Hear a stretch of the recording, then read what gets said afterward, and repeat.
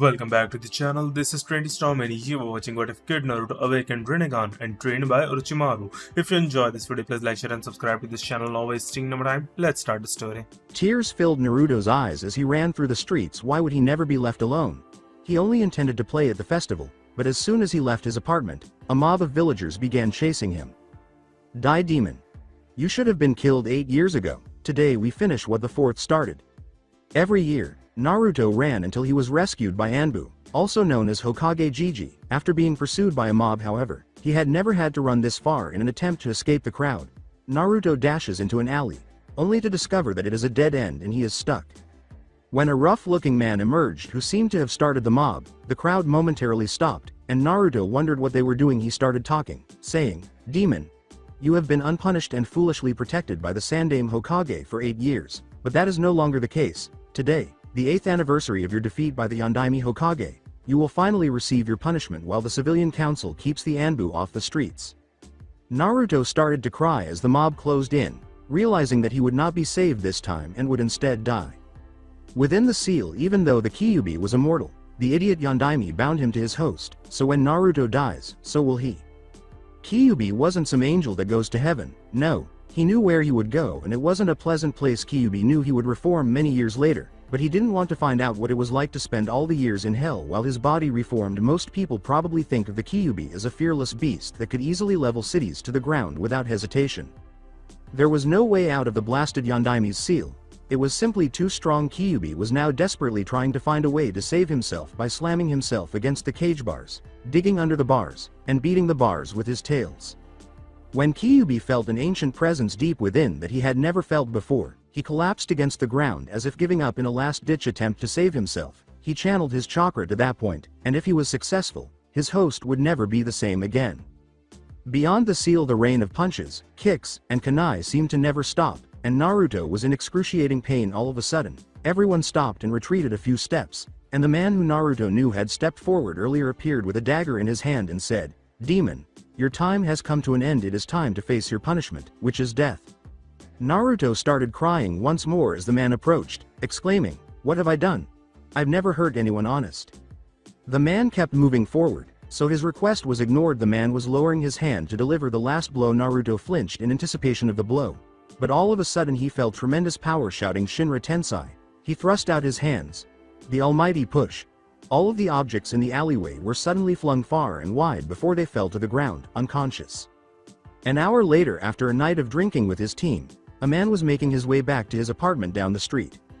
He had pale skin, angular snake-like eyes, and long black hair. This was Orochimaru, a member of the fabled Densatsu no Sanin and a pupil of the Sandaime Hokage. Seeing everyone scattered around, Orochimaru, an. Orochimaru hasn't betrayed the village yet and won't until the Shippuden arc. Went on guard right away. He looked around, but he was unable to find the cause of this. He heard what sounded like a little boy sobbing while he was looking around. Orochimaru went to the spot where he heard the boy sobbing right away to check on him. The first thing he saw when he entered the alley was how awful the little boy looked, stabbed, beaten, and malnourished. Why would anyone do this to such a young boy? Was his initial thought. At that moment, he recognized the boy. He was the Kyuubi no Kitsune's Jinchuriki and the Fourth's legacy.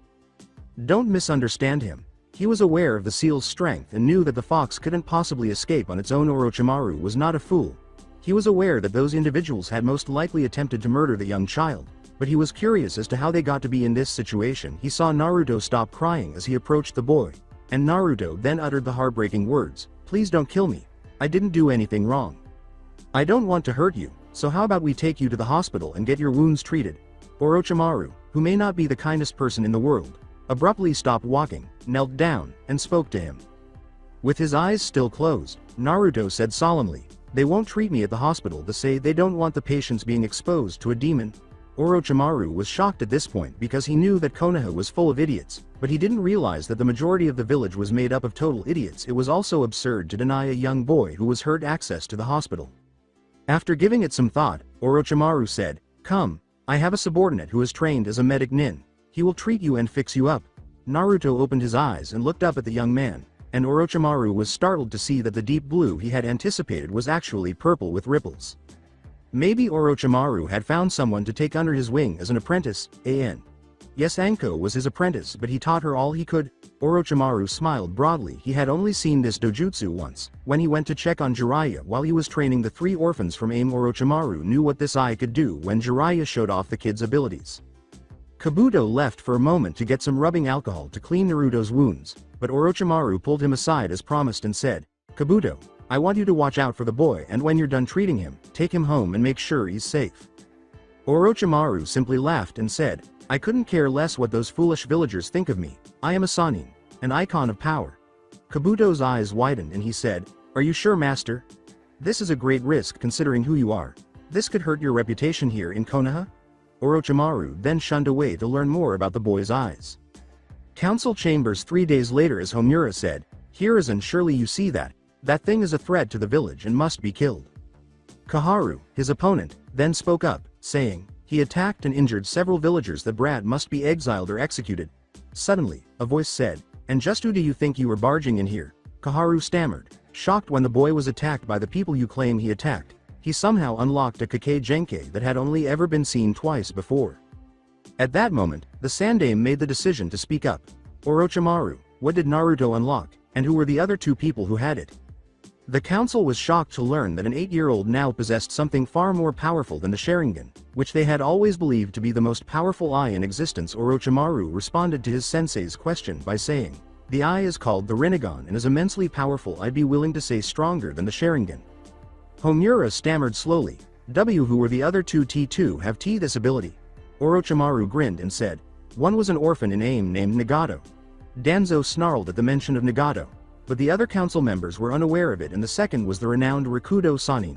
Orochimaru went on. The entire council gasped at once, and the oxygen in the room suddenly ran out.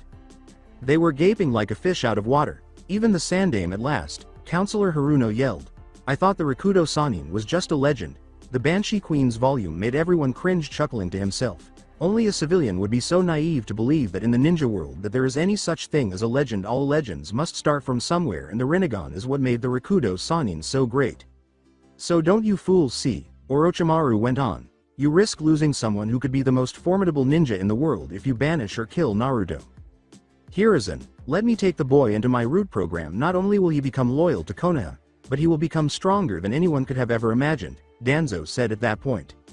The Sandaime then said, "No, Danzo, I will not allow it. I made that decision 8 years ago, and it hasn't changed. However, we do need someone to train him because the other villages will undoubtedly learn of this and attempt to either kidnap him or kill him." "That won't be a problem, sensei," Orochimaru said, adding, "I have decided to train him myself." "Are you sure, Orochimaru?" the head of the Sarutobi clan asked. "I thought you weren't going to take another student after Anko, but his eyes captivate me, and there isn't anyone else in this village that can train him as well as I could. Except for Jiraiya, but he's only occasionally in the village and can't take a student, and Anko didn't have the aptitude for a weapon like I do, and I couldn't teach her most of my elemental jutsu because she has a different elemental affinity. However, he can learn any kind of ninjutsu with the Rinnegan." "Of course, sensei," Orochimaru replied. "I see," the Sandaime said. "I approve. Make him strong, Orochimaru." In the meantime, Naruto had fallen asleep when he materialized in front of a gigantic cage in what looked like a gigantic sewer. He heard a deep growl as he looked around. "Who's there?" yelled Naruto as he instantly leapt to his feet. "I am known as Kyuubi," he said calmly as a dark figure with 9 tails emerged and 2 glowing red eyes opened up a mere second after he finished speaking. When Naruto saw the enormous fox, he became frightened. He yelled at the enormous fox in spite of his fear of it. "That is untrue. You couldn't be the Yondaime who killed the Kyuubi." The demon laughed and replied, "Foolish young mortal, one cannot kill me. I am a living mass of chakra. The only way to defeat me is to seal me. No one has the power to defeat me. Only one has ever lived with the ability to match my power, and he died over 1,000 years ago." Naruto was shocked to learn that the Kyuubi had not been killed by the Yondaime. However, Naruto was unable to comprehend the reason for both his and the Kyuubi's entrapment in the sewers. Naruto then inquired. The Kyuubi let out a loud, guttural laugh at this question. "Why'd the Yondaime seal you in the sewers?" When he had stopped laughing, the Kyuubi said, "Child, this isn't the sewers. This is your mind." Naruto yelled at the demon, "What do you mean, my mind?" Kyuubi laughed at the young boy's antics and said calmly, "It is quite simple. The Yondaime took you when you were a baby and sealed me into you." Suddenly, everything made sense. The crowds, the jeering, the cries of, "Demon brat," and Naruto fell to his knees. So that why everyone hates me, why I've always been alone, it's because I'm a demon. The Kyuubi growled and then said, please you, a demon, don't make me laugh, you're about as much a demon as I am a harmless kitten. This confused Naruto, who then asked, so the why does everyone hate me? His voice was so sad that it would have nearly cried if it had been anyone else. Then Kyuubi growled back. Because they're all ignorant fools. The fact they could even think I would even consider try to inhabit the body of an impressionable child is insulting. The fearsome Kyuubi took over an innocent child. Yeah, that will earn me fear. Kyuubi said with sarcasm dripping from his. We demons would never dream of going so low. He added, maybe Shukaku would, but he's a little, how should I put it, touched in the head, but I'm a demon with honor and strength, and I won't fight anyone who isn't in their prime unless they challenge me to a duel, and even then, I won't accept if I do not think they are worthy. So why did you attack the leaf 8 years ago? Naruto felt compelled to ask at this point. In case you forgot, Naruto just turned 8. Kyuubi's expression changed to one of barely contained rage as he said, I never wanted to attack your miserable village. I was forced to by a man from that cursed clan, the Uchiha. Then the Kyuubi thought, kid, I have an offer for you. Naruto looked at him in confusion and asked, what do you mean? Kyuubi replied, if you help me get revenge on the person who made me attack your village and make you live your life alone, I will help you train your new abilities given to you by your eyes. What do you say? Naruto looked down until a shadow covered his eyes, and then his face split with a menacing grin as he replied, give me the strength and I will make sure he was never born. Very good, but you are not yet ready. Find someone who can teach you the ways of shinobi. I will know when you are ready and I will communicate with you through a mental link. Kyuubi responded with a menacing smile. Now it's time for you to wake up. There is someone who wants to talk to you. Naruto felt himself becoming more conscious at this point, so he went in search of instruction. As instructed by Kyuubi, Naruto put on his goggles to conceal his eyes as soon as he woke up and started looking for a sensei. Where the heck am I supposed to find a sensei? He asked himself as he was strolling. Kyuubi heard him and advised Naruto to visit one of the numerous training grounds spread throughout the village. Thus, utterly unaware of the figure surreptitiously pursuing him, Naruto proceeded to a training ground marked Training Ground 7 by a handy sign. When Naruto arrived at the training ground, he was disappointed to see that no one was there. He was going to turn around and go back to look for another training ground when he heard a voice in his head yell, "Kit, move." Naruto instantly leapt to the side as a huge snake slithered past his location. He silently thanked Kyuubi for his assistance and saw that the snake had circled back to try to attack him again. He continued to avoid the snake, but only just each time. While silently cursing his luck, he was starting to get tired from dodging for nearly 20 minutes. The snake was nearly on top of him when he stumbled and fell to the ground while trying to dodge once more. "That's enough, you may go home now," was yelled by a voice as the snake opened its mouth to devour Naruto. The snake then stopped, appeared to bow, and vanished into smoke. Naruto got to his feet and turned to face the man who had just assisted him. He yelled at the man, "Hey, what's the big idea sending that big snake after me?" As Naruto, of course. Orochimaru laughed at the child's antics, saying, "Pardon me, Naruto-kun, I just wanted to see how strong you are, and I must say that you did pretty well for an 8-year-old. Naruto was perplexed at this point. Put him to the test. By that, what did he mean? Naruto made the decision to ask him that exact question. "Hey, who are you anyhow, and what does test me mean?" "Kukuku Naruto-kun, I am Orochimaru, the legendary snake Sannin and member of the Densatsu no Sannin. I was testing you to see if you're worthy of being my new apprentice," he said, laughing as he glanced at Naruto. In addition to finding a sensei, Naruto was ecstatic to see that the man was also very powerful based on his speech and the power aura surrounding him. However, just to be sure, "Hey Kyuubi, do you think this guy would make a good sensei?" "Yes, he would make an excellent sensei. There are few out there that would be able to train you better," the Kyuubi said, assuming the youngster would not know the man because he had just begun the academy. He raised his voice in his typical Naruto tone after hearing the Kyuubi applaud this man, saying, "Really? Yada. Now that I have a great sensei, I will definitely be Hokage." Orochimaru's perspiration fell as he thought, "I'm definitely gonna have to work on making him act more like a ninja. I've got a lot of work ahead of me." He decided to speak up and hopefully stop Naruto from performing the terrible dance. "You have a lot of chakra, so it will be challenging and the basics will take some time, but with tutoring, by the time you graduate from the academy, you will be able to crush any genin, beat or be on par with most chunin, and be able to delay most jonin. Your training will begin today, so first stop that terrible dance you're doing, much better, and then start your physical work of 200 push-ups, 100 sit-ups, 20 minutes of planks, 80 pull-ups, and 4 laps around the village. With a resolute stance, Naruto exclaimed, "Yes, sensei." Making this boy his apprentice would be more entertaining than he had anticipated, Orochimaru thought, and he laughed to himself.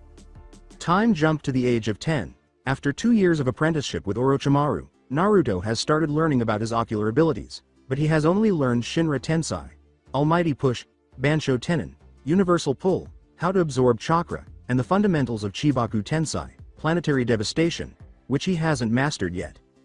He has also learned the Habi Taijutsu style, Shadow Snake Hands, and the Habi Taijutsu in addition. He is studying seals from scrolls that Jiraiya gives him when he is in the village. Orochimaru, who wanted to make sure he had enough energy for the surprise he had planned for him later, watched with pride as Naruto finished his training for the day. He recalled how, after learning about his Kusanagi blade, Naruto had gone crazy pleading for his own blade, but Orochimaru had always told him he wasn't ready.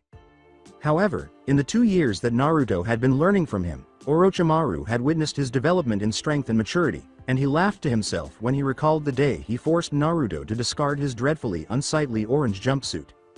After a tantrum, the child eventually gave in and now sports a black leather jacket with loose sleeves that were ideal for concealing his poison senbon launcher and hidden blades, as well as a black t-shirt with a red Uzumaki spiral on the front that reaches his mid-thighs.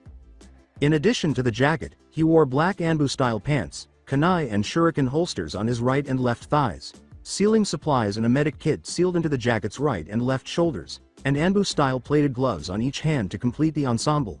In case you haven't noticed, black is my favorite color. Orochimaru called out to Naruto, "Naruto, come. I have something. I believe you are ready to take the next step as my apprentice. It is time for you to receive a blade like my Kusanagi," even though he still had a ways to go before graduating from the academy. After saying, "Sensei, I am honored that you finally decided I was ready," Naruto's eyes widened and he bowed slightly to his sensei. His mood suddenly changed, and he started to bug Orochimaru, asking, "What kind of sword am I getting, huh, sensei? Is it one like yours? Will it have the same abilities? Where is it?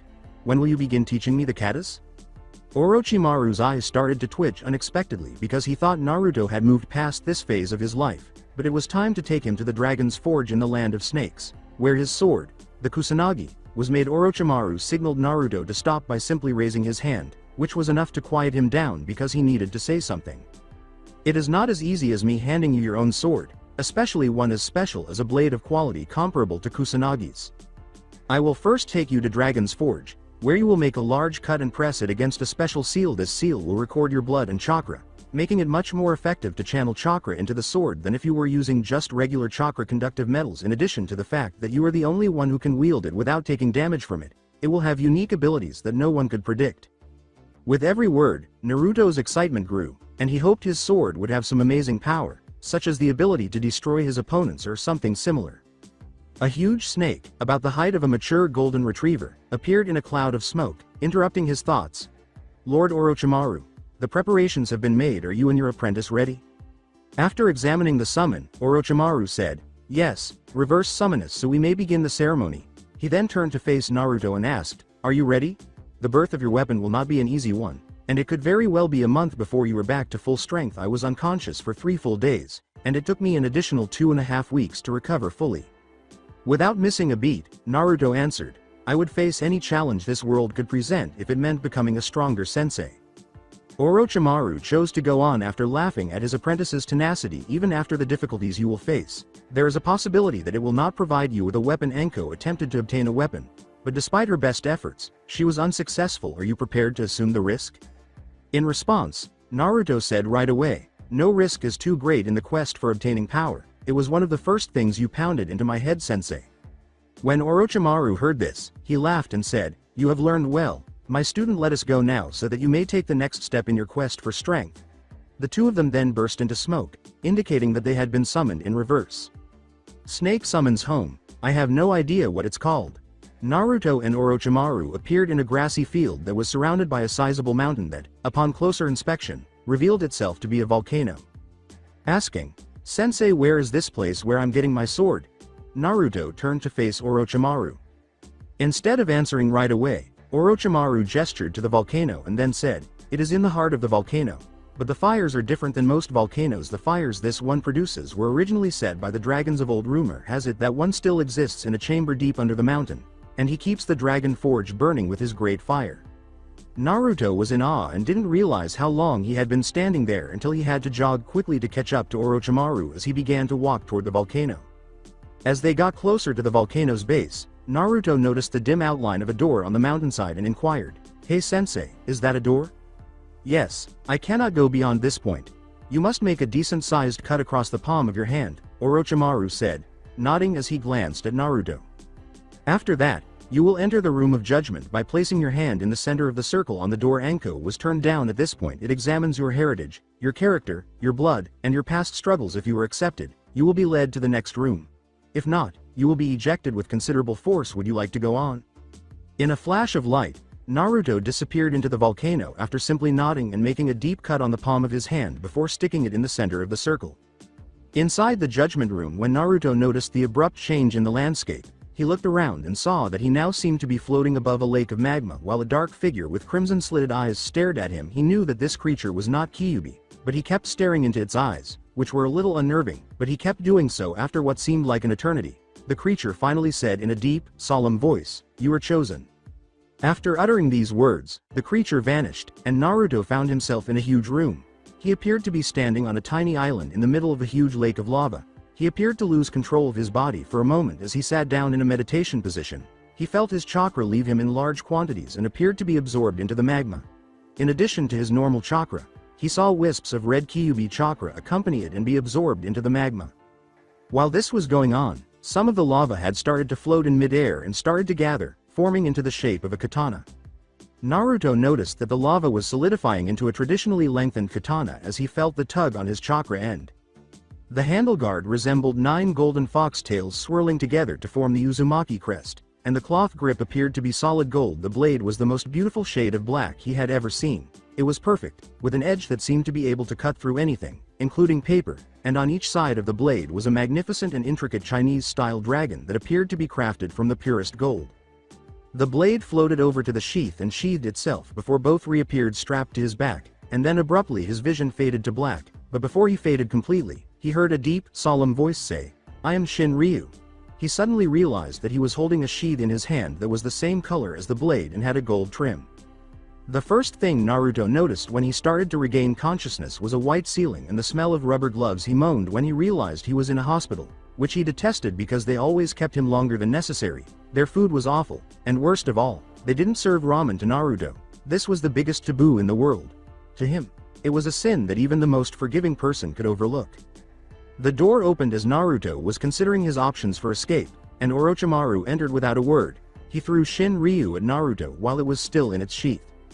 As he carefully pulled the blade from its sheath, Naruto was astounded by how well balanced it was. He got out of the hospital bed and swung it a few times, and when he unintentionally sliced through the bed railing, he was astounded by how little resistance he felt. Orochimaru threw a bunch of clothes at Naruto, who was only dressed in a hospital gown, then got up and left to let Naruto change before returning a few minutes later and declaring, "You have been given the all clear to go. We're going to training ground 44, and you won't leave until you've learned everything there is to know about your new sword." After giving a nod of comprehension, Naruto strapped his sword to his back and completed donning his hidden blades. In the Forest of Death, 20 minutes later, in the midst of the Forest of Death, Orochimaru guided Naruto into a clearing. "Naruto," Orochimaru said, "in order to fully grasp the abilities of your sword, you can't just sit down and meditate. In order to truly unlock a blade's true potential, these abilities must be discovered in the midst of battle. The Forest of Death is the best place for this, as the creatures are always trying to kill you but are not strong enough to do much harm. It is the perfect location for life or death combat training. You shall stay here in the Forest of Death for 1 month, but if you have not mastered the sword's abilities by then you will have to stay another 2 months, then another 4 months, and so on and so forth." With a sympathetic nod, Naruto remarked, "Yes sensei, but how should I get started? I'm going to leave now. Keep in mind that you are not to leave training ground 44 until you have mastered your blade's abilities. A good way to start is by channeling your chakra nature through the blade. Keep in mind that this blade was made specifically for you and will likely enhance some of your abilities," Orochimaru said. After giving a sympathetic nod, Naruto leapt into the woods. After 2 weeks, Naruto felt that his blade didn't truly qualify as an awesome special ability as his sensei had claimed it would have, since he had only learned that he could channel his wind chakra through it after 2 weeks, and he could already do that with kunai and other weapons. As he ran through trees in a fit of rage, Naruto nearly missed the 4 chakra signatures that were nearby. He estimated that they couldn't be more than 50 meters away, so he decided to go investigate in the hopes of learning more about his blade. When he arrived at the clearing, he saw what looked to be the genin team and their sensei, but he also noticed that they weren't from Konoha. Instead of a leaf insignia, they had the name of the hidden village of the rock on their foreheads. He squatted down on a branch above them and listened in on their conversation.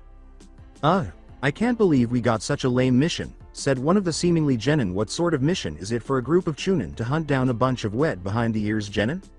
Listen, you young fool, this is a mission of great importance that you should feel honored to have been chosen for," the Jonin said, beginning with booby trapping this forest to make it appear as though Konoha is attempting to outmaneuver the other villages. "You three are to go and kill as many Konoha genin as you can in order to cripple their future forces because many Konoha teams are taking part."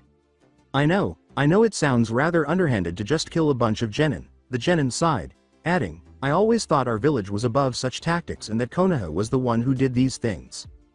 The Jonin simply shook his head and said, "Listen, there is no honor in the ninja world. You are expected to complete a mission at all costs, even if it means killing an innocent person. That is our duty as ninja.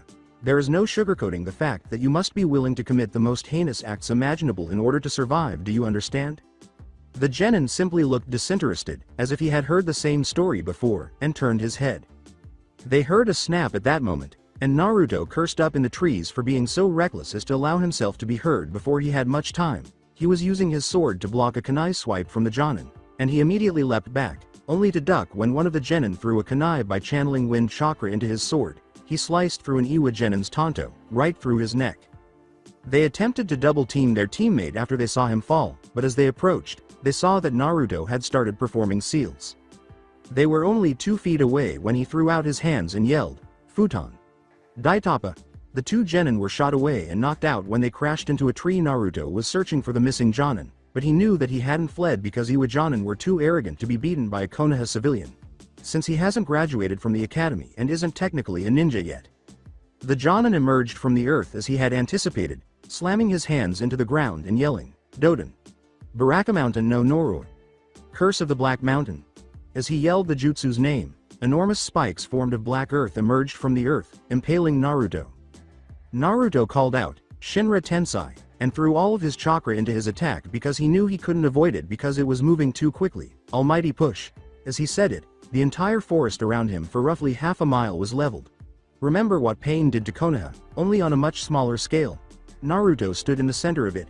Breathing heavily, he smiled to himself as he searched the area for the Iwa Jonin's remains, hoping to find his corpse. A spike of earth erupted from the ground, almost piercing his chest, destroying his hope. Despite making a substitution, he sustained a minor injury to his left side. When the rock Jonin emerged from the earth, he discovered that a log had been impaled by his earth spear. He was glad he had hid in the ground and spun around just in time to block the kid's sword with a kunai, but he had to jump back when he realized it was coated in wind chakra. Holy shit, he thought, if that attack had been me, I would have died. Who is this kid? After his last attack, Naruto was exhausted and a little low on chakra. He hoped to surprise the Jonin the way he had the genin, Chunin, but he was unsuccessful as the man leapt backwards to his and the Jonin's surprise. A blade of wind chakra emerged from the blade, and Naruto grinned as he saw it cut into the Jonin, but was disappointed when a puff of smoke revealed a log in his place. Naruto searched the area in an attempt to locate the Jonin. He was scanning his surroundings when he noticed a signature beneath him and leapt into the air just in time to avoid the Jonin's uppercut. Attempting to do the same thing he had done earlier in his battle, he channeled wind chakra into his blade once more and swung it. However, at the last second, he felt the chakra change from wind to something else, and a huge wave of fire erupted from the tip of his blade. When it cleared, Naruto saw a clump of black remains, but before he could celebrate his victory, he saw the body crumble, indicating that it was a rock clone, and as he turned around, he saw a massive boulder the size of an average-sized building coming straight at him. The Jonin's eyes widened in shock at the sight of the massive firestorm. He felt his Shinra Tensai return at that moment, so he threw out his sword, channeled his chakra through it, and yelled Shinra Tensai. His jutsu was focused and narrow, rather than wide-ranging like it usually was, and when it struck the boulder, it plowed right through it, shattering it into numerous pieces. The Jonin's eyes widened at the impending attack, which was the reason he became a Jonin, because his other skills were limited to high Jonin, but that jutsu had always been successful in defeating opponents. The attack came too quickly for him to dodge, and he had been so sure of his last attack that he hadn't bothered to prepare a backup in case his stomach was hit, and he fell to the ground in a pool of blood. Naruto was still standing there, staring at his sword in wonder. When his sensei had said that it would be made just for him, he didn't think it would be so specially made for him that it would significantly enhance his already existing abilities. The only thing he didn't understand, though, was the source of the fire. He had a wind affinity, so he was sure he would eventually be able to control them all. But Orochimaru had assumed that would be the last one he would receive because fire is strong against wind. As he lay there, he hoped and didn't hope that his sword had much more to unlock, or that, at the rate he was going, he would be stuck here for a year. Naruto decided he should go refine the abilities he had discovered so far so he could do it on demand, instead of on accident. He was also starting to miss ramen because his supply had run out a couple days ago, and he was about to go and continue his training session when he collapsed in exhaustion.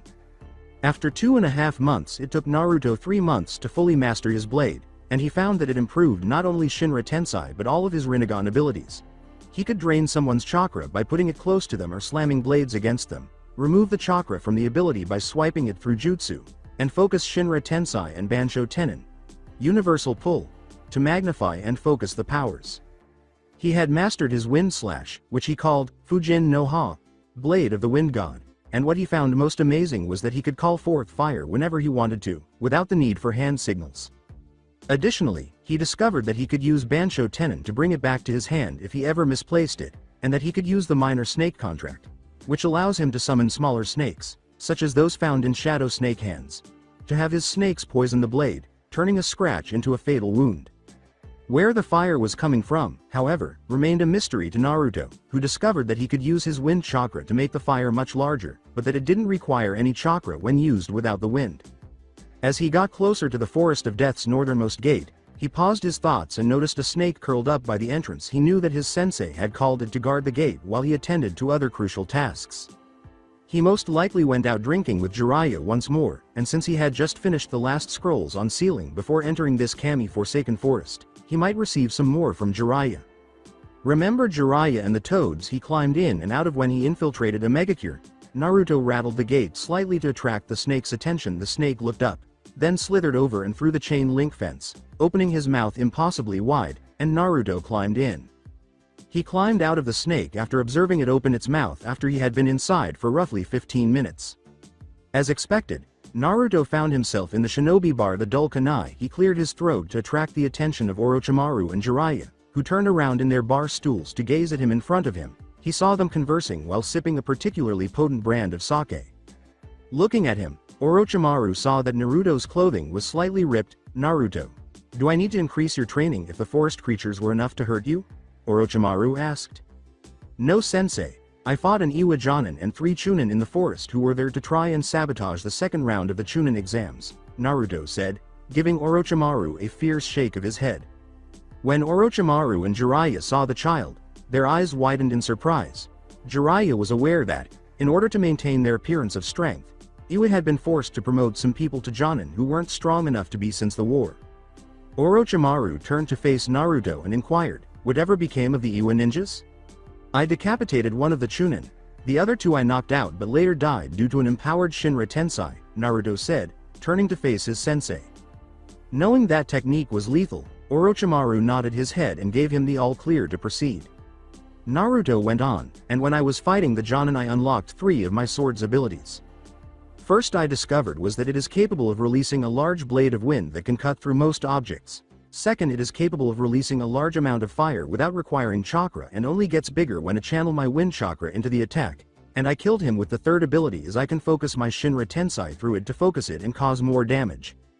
Using the third ability I launched it to stop his final attack, but after it shattered his attack it kept going and blasted a massive hole through his stomach. I only won through luck. If he had avoided my last attack I would probably be dead right now.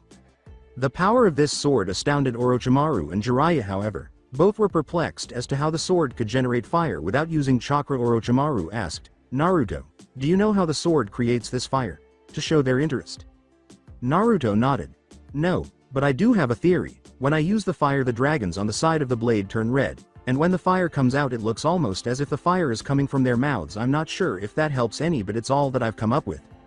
Orochimaru nodded.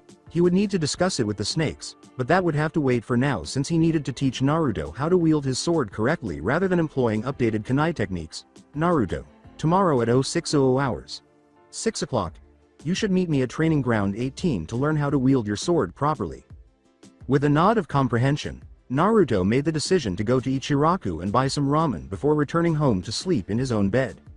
Another chapter of Six Eyes of the Snake has been released by Enginocular. I apologize for the extremely delayed update, but my schedule has been hectic and I had to study a lot because I was failing a few classes. Now that I have everything straightened out, I'm back. Naruto will be joining the academy and working on training Kyuubi's chakra, as he hasn't learned how to do that yet. It's not like everyone didn't already know that I don't own Naruto. Chapter 5. Kyuubi Chakra Training. The academy. When Naruto arrived at the training ground where he usually met his sensei, he saw the Hokage and his sensei standing in the clearing. Naruto turned to face them and bowed respectfully, asking, "Sensei, why is Hokage Ojisan here?" The Sarutobi chose to speak first. "Naruto, you shall be attending the last year of the academy, so that you can find people that you can be placed in a team with and so you can make some friends your own age, because right now none of the active shinobi would take you seriously." With a glance at the Hokage, Naruto uttered, "But Ojisan, I." Orochimaru decided that it was time to begin the discussion. "Naruto, though you are capable of joining the shinobi force as you are, it is a matter of protocol, plus the council would throw a fit and probably have you removed from the ranks right after being accepted by going through the academy and passing like the other students. It ensures that the council can't have you removed from the ranks no matter how much they may dislike you, the civilian half anyway." Knowing that they didn't like him and would get upset when he became an official ninja, Naruto nodded in understanding. Naruto asked, "When is my first day?" after glancing at the elderly Hokage and his sensei. After glancing at the young ninja, the Sandaime said, "You will start the academy in a month. You are far ahead of them, so please don't brag or hurt your peers."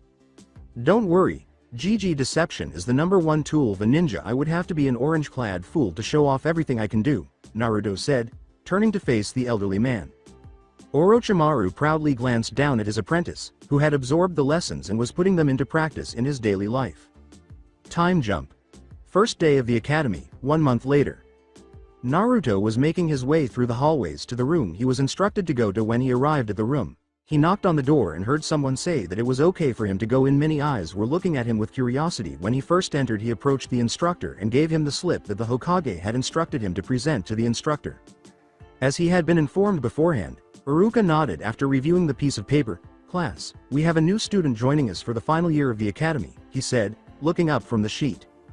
Several protests were heard at this point, but Iruka quickly put an end to them by using his giant head technique. The class fell silent, and Iruka went on, "He gets to skip the first 3 years because he is an apprentice to one of our active shinobi."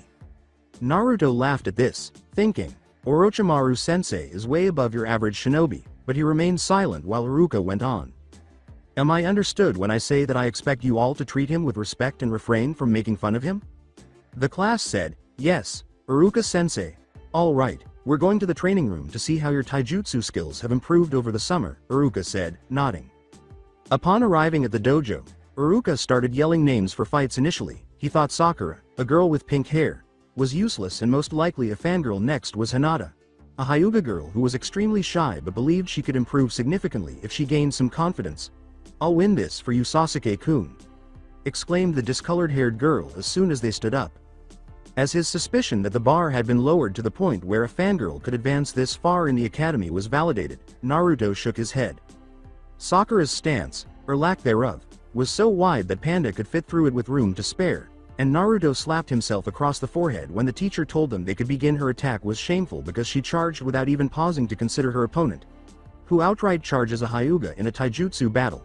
Naruto thought not surprisingly, the Hyuga girl defeated her in a matter of seconds. Until he got to the final two, the teacher continued calling names. "Please come take your positions, Uzumaki Naruto and Uchiha Sasuke." Every guy in the room winced as all the girls, aside from Hinata, squealed at once.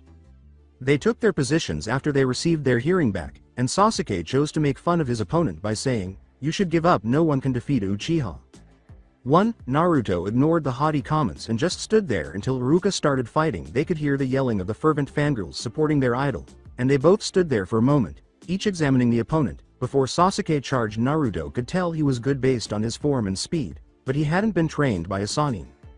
Sasuke growled as his cheer squad yelled their praises, and just as he was about to connect and end it with a single punch, Naruto somehow reappeared behind him, and kicked him in the back, sending him sprawling along the arena floor. He charged at Naruto again with a punch that was caught by Naruto, and then tried to punch with his free fist, but then found a knee driven into his solar plexus, forcing the air out of his lungs, leaving him gasping for air.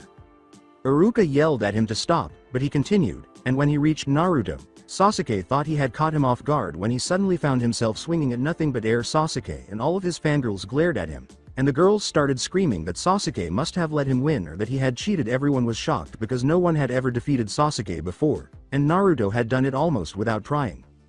Sasuke, tell your little group to shut up because he won, and I can assure all of you he did not cheat. Iruka, who was annoyed by the fangirls' obvious obsession and worship, marched up to Sasuke and grabbed him by the shoulder. Iruka sighed, but he turned back to the class, and they concluded the taijutsu spar after Sasuke sneered at him and said, with his typical Uchiha-level superiority complex. Naruto, meanwhile, stood there watching the entire event unfold with a blank expression on his face. Naruto and his classmates returned to the classroom for lecture after Iruka forced Sasuke to apologize to them for what he had done.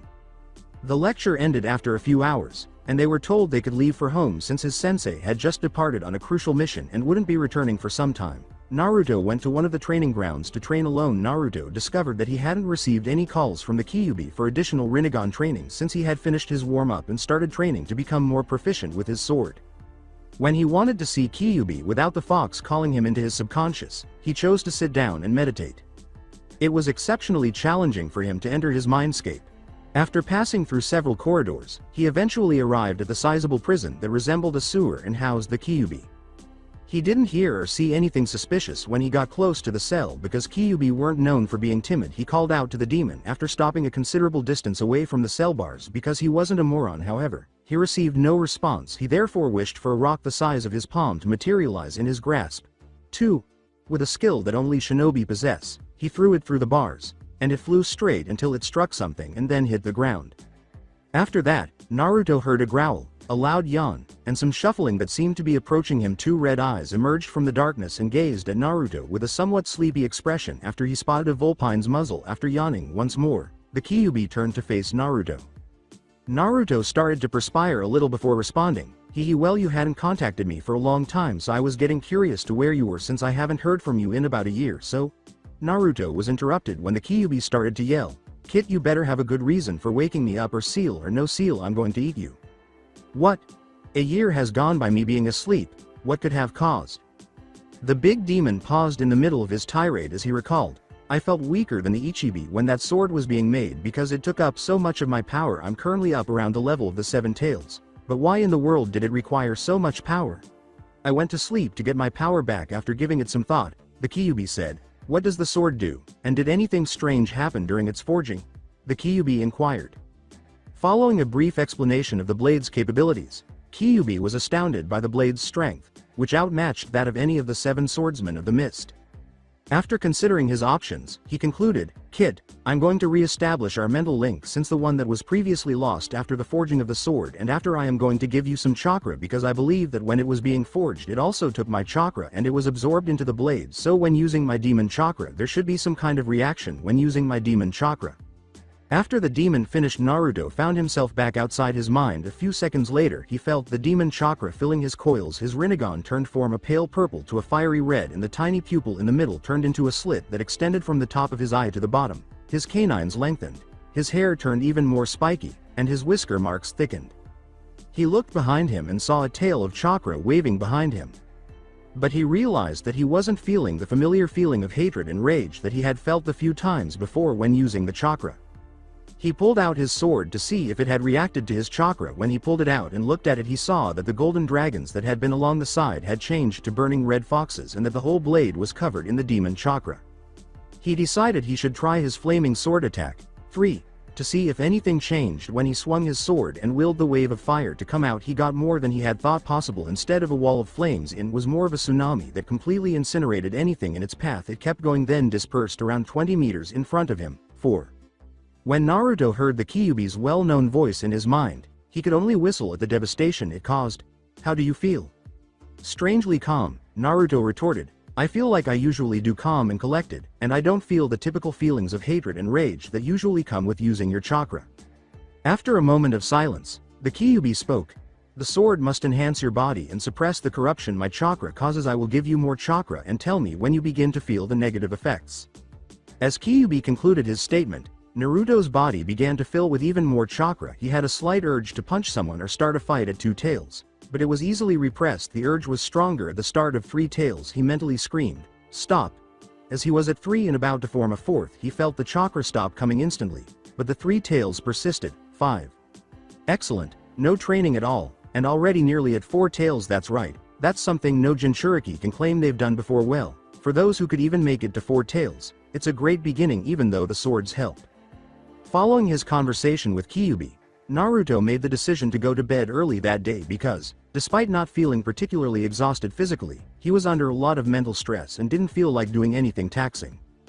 The day before graduations is a time skip. Asuma Sarutobi, Kurenai, the Genjutsu mistress, and Sharingan no Kakashi were among the many elites in front of the Hokage, who was sitting in front of his Jonin to decide who would face a Genin team. The Hokage sighed as he said, "Well, at least I know who Enko learned how to make her entrances from. And what is it with you Sanins and your entrances? You with your bursting through windows, Jiraiya with his kabuki dance, and Tsunade with her blasting the doors off their hinges. Can't any of you enter like normal people?" As he was about to call the first Jonin forward to assign their team, a black blur shot through the open window, stopping just in front of him and revealing Orochimaru. He let out a sigh. The strange looks he was receiving from the people in the room made Orochimaru laugh at his sensei's response to his arrival, so he decided to make his reasons known. Orochimaru abruptly adopted a very professional stance and said, "Sensei, I would like to request a Genin."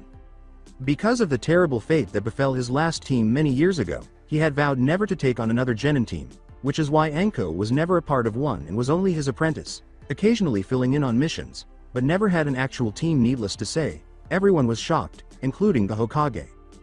Curious about his beloved student's abrupt change of heart, the Hokage said, "Orochimaru, I'm not upset about your sudden decision to take a team, but I must ask why out of curiosity." Having anticipated this reaction from his old sensei, the Snake Sanin laughed and responded, "I merely saw 2 Genin besides my apprentice who I believe could become quite powerful after an attitude adjustment." Everyone became interested in who he might be referring to as a result of this. Then the Hokage said, "Well, Orochimaru, who would you like to choose for your Genin team?" Orochimaru finally said, "I would like to request Uzumaki Naruto, Uchiha Sasuke, and Hinata Hyuga," following a protracted, tense silence. The elder leader then silenced everyone and said, "Orochimaru, why did you choose these 3? If it is just because those 3 you like, I cannot condone it." The other Jonin senseis cried out in protest at his request, citing a team that was unbalanced among other issues, such as Kurenai's desire for Hinata for her team. Orochimaru laughed and responded, "Sensei, I would not select for such a frivolous manner," looking at the red-eyed Kurenai, who he knew was going to pick Hinata because of their previous relationship. He went on, "I chose them because it would create a devastatingly balanced team. Sasuke, with his Sharingan and his Genjutsu and techniques he can copy, will make a formidable long to mid-range fighter who can also fight close if necessary, and Naruto, with his destructive Rinnegan jutsu, high chakra reserves, and his already high skill in Kenjutsu, makes a deadly mid-range fighter. When these 3 are combined with their specific dojutsu, they form a team that may one day compete with the Sannin." When the Hokage realized how correct his student was and how they almost destroyed a team with so much potential, his eyes widened. There was silence throughout the room as a number of Jonin wanted to argue, Kurenai, but they were unable to criticize the Sannin's reasoning. Hiruzen then coughed loudly, drawing everyone's attention, and said, "Well, now that we have one team out of the way, we can keep going with the selections." He looked around the room and noticed that Kakashi had disappeared because both the person he felt he needed to train, Sasuke, and the person he wanted to train, Naruto, were taken. He likely assumed he didn't need to be there anymore. The Hokage had decided that they should move on so that everyone wouldn't stand around all day trying to come up with an argument with the Sannin's team. "I would like to request Nara Shikamaru, Akamichi Choji, and Yamanaka Ino for my team. It worked with their dads, why not them too?" said Asuma, the chain smoker. The first to emerge from their stunned expressions. The Hokage nodded in agreement and motioned for the next to take their place. The Hokage nodded and motioned for the next sensei as Kurenai took the stage and said, "I would like Inuzuka Kiba, Aburame Shino, and Haruno Sakura. I feel a tracking and support-based team will be what they'll be best at." The remaining senseis selected their teams during the ensuing minutes. After everything was finished, they all went outside to get the training fields ready for the second-generation test for each of their chosen teams. All of our favorite future Genin were sitting there the following day, all of them wearing their headbands proudly tied on their foreheads, biceps, belts, etc. and all of them were very proud of themselves for passing the genin exam the day before. Iruka then entered the classroom, used his enormous head jutsu to swiftly silence everyone, and started dismissing teams.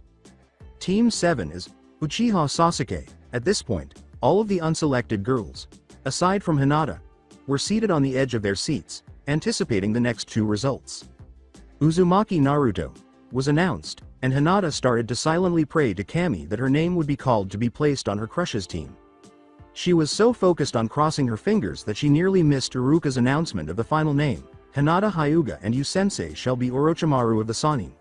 At this point, there was a loud cry of, "What?" in the room as all the fangirls screamed at not being placed on their beloved Sasuke-kun's team, while Hinata silently thanked whichever deity had chosen to hear her pleas. Although Naruto was relieved that a fangirl wasn't assigned to his team, he didn't know much about Hinata other than the fact that she was a shy person who frequently blushed and stammered when he tried to speak to her. He also frequently asked her if she was ill and touched her forehead, only to have her faint. 6. In contrast, Sasuke was yelling in his head, "Yes, fangirls are not allowed. Having a Sannin as a sensei should give me the strength to defeat Naruto, and even though I'm envious of his power, at least I won't have teammates who will only slow me down because both of them have bloodlines of their own." There were two loud thuds as Kiba and Sakura's heads hit their desks because neither of them liked the other at all. Kiba didn't like Sakura because she hurt his and Akamaru's sensitive ears, and Sakura didn't like Kiba because she thought she smelled like wet dog and kibbles. Iruka quickly restored order in his classroom and went on to read of the other teams. Team 8 shall be Inuzuka Kiba, Aburame Shino, and Haruno Sakura. Your sensei shall be Kurenai Yuhi. And since Team 9 is still in use from the previous year, Team 10 consists of Nara Shikamaru, Akamichi Choji, and Yamanaka Ino. Iruka went on. Your new senseis will be here to pick you up shortly. It has been a pleasure teaching all of you. As senseis arrived to collect their students, everyone waited patiently. Then, a black object shattered the window and fell in the center of the classroom. It unfolded to reveal a man with long black hair, snake-like eyes, and a lanky yet agile appearance. When he saw his sensei's extravagant entrance, Naruto simply rolled his eyes. Team 7, meet me on the top of the building in 5 minutes or you'll be finding snakes in your bed for the next month, Orochimaru said after taking a quick look around. He dissolved into snakes after saying this, and they slithered out the door in a leaf shunshin. Naruto simply rolled his eyes at his sensei and disappeared. On the roof, Naruto and their new sensei were sitting quietly, waiting for Hinata and Sasuke to arrive. As they sat, Orochimaru spoke up.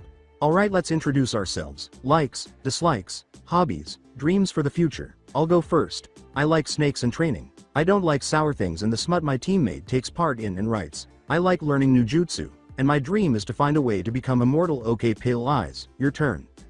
I don't like my F family's caged bee bird seal, and my D dream is T to unite the T2 branches, Hinata said. Blushing as she glanced subtly at her blonde teammate despite her nervous appearance, she answered, and my name is Hyuga Hinata. I like F flowers, cinnamon rolls, and... After giving Sasuke a quick glance, Orochimaru remarked, you next, Broody. He began, scowling at the moniker. My name is Uchiha Sasuke, and I dislike a lot of things. I enjoy training, and my dream, I won't call it a dream because it's more of an ambition because it will come true, is to kill a specific person and bring my clan back. Then Orochimaru turned to his apprentice and nodded, telling him to proceed. I have an Avenger and a shy Hyuga. Hopefully it won't take too long to turn their personalities around, Orochimaru said, assessing his two new students. I'm Uzumaki Naruto, he started, and I enjoy ramen, training, and my sword. I dislike people who criticize others without first getting to know them and the time it takes to prepare ramen. I enjoy learning more about my swords and bloodline, watering my plants, and trying out different ramen flavors. 7. Becoming the strongest shinobi in the elemental nations is my goal. Orochimaru gave his new students a nod of approval before saying, all right, come see me at Training Ground 7 tomorrow at 8 for your actual genin exam. Everybody gave him a questioning glance before Hinata said, B but Sensei we already took the Genin E exam.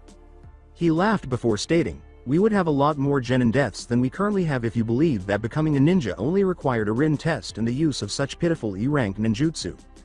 The next test has a 66% failure rate, meaning that only 3 of the 9 teams that were formed will go on active duty.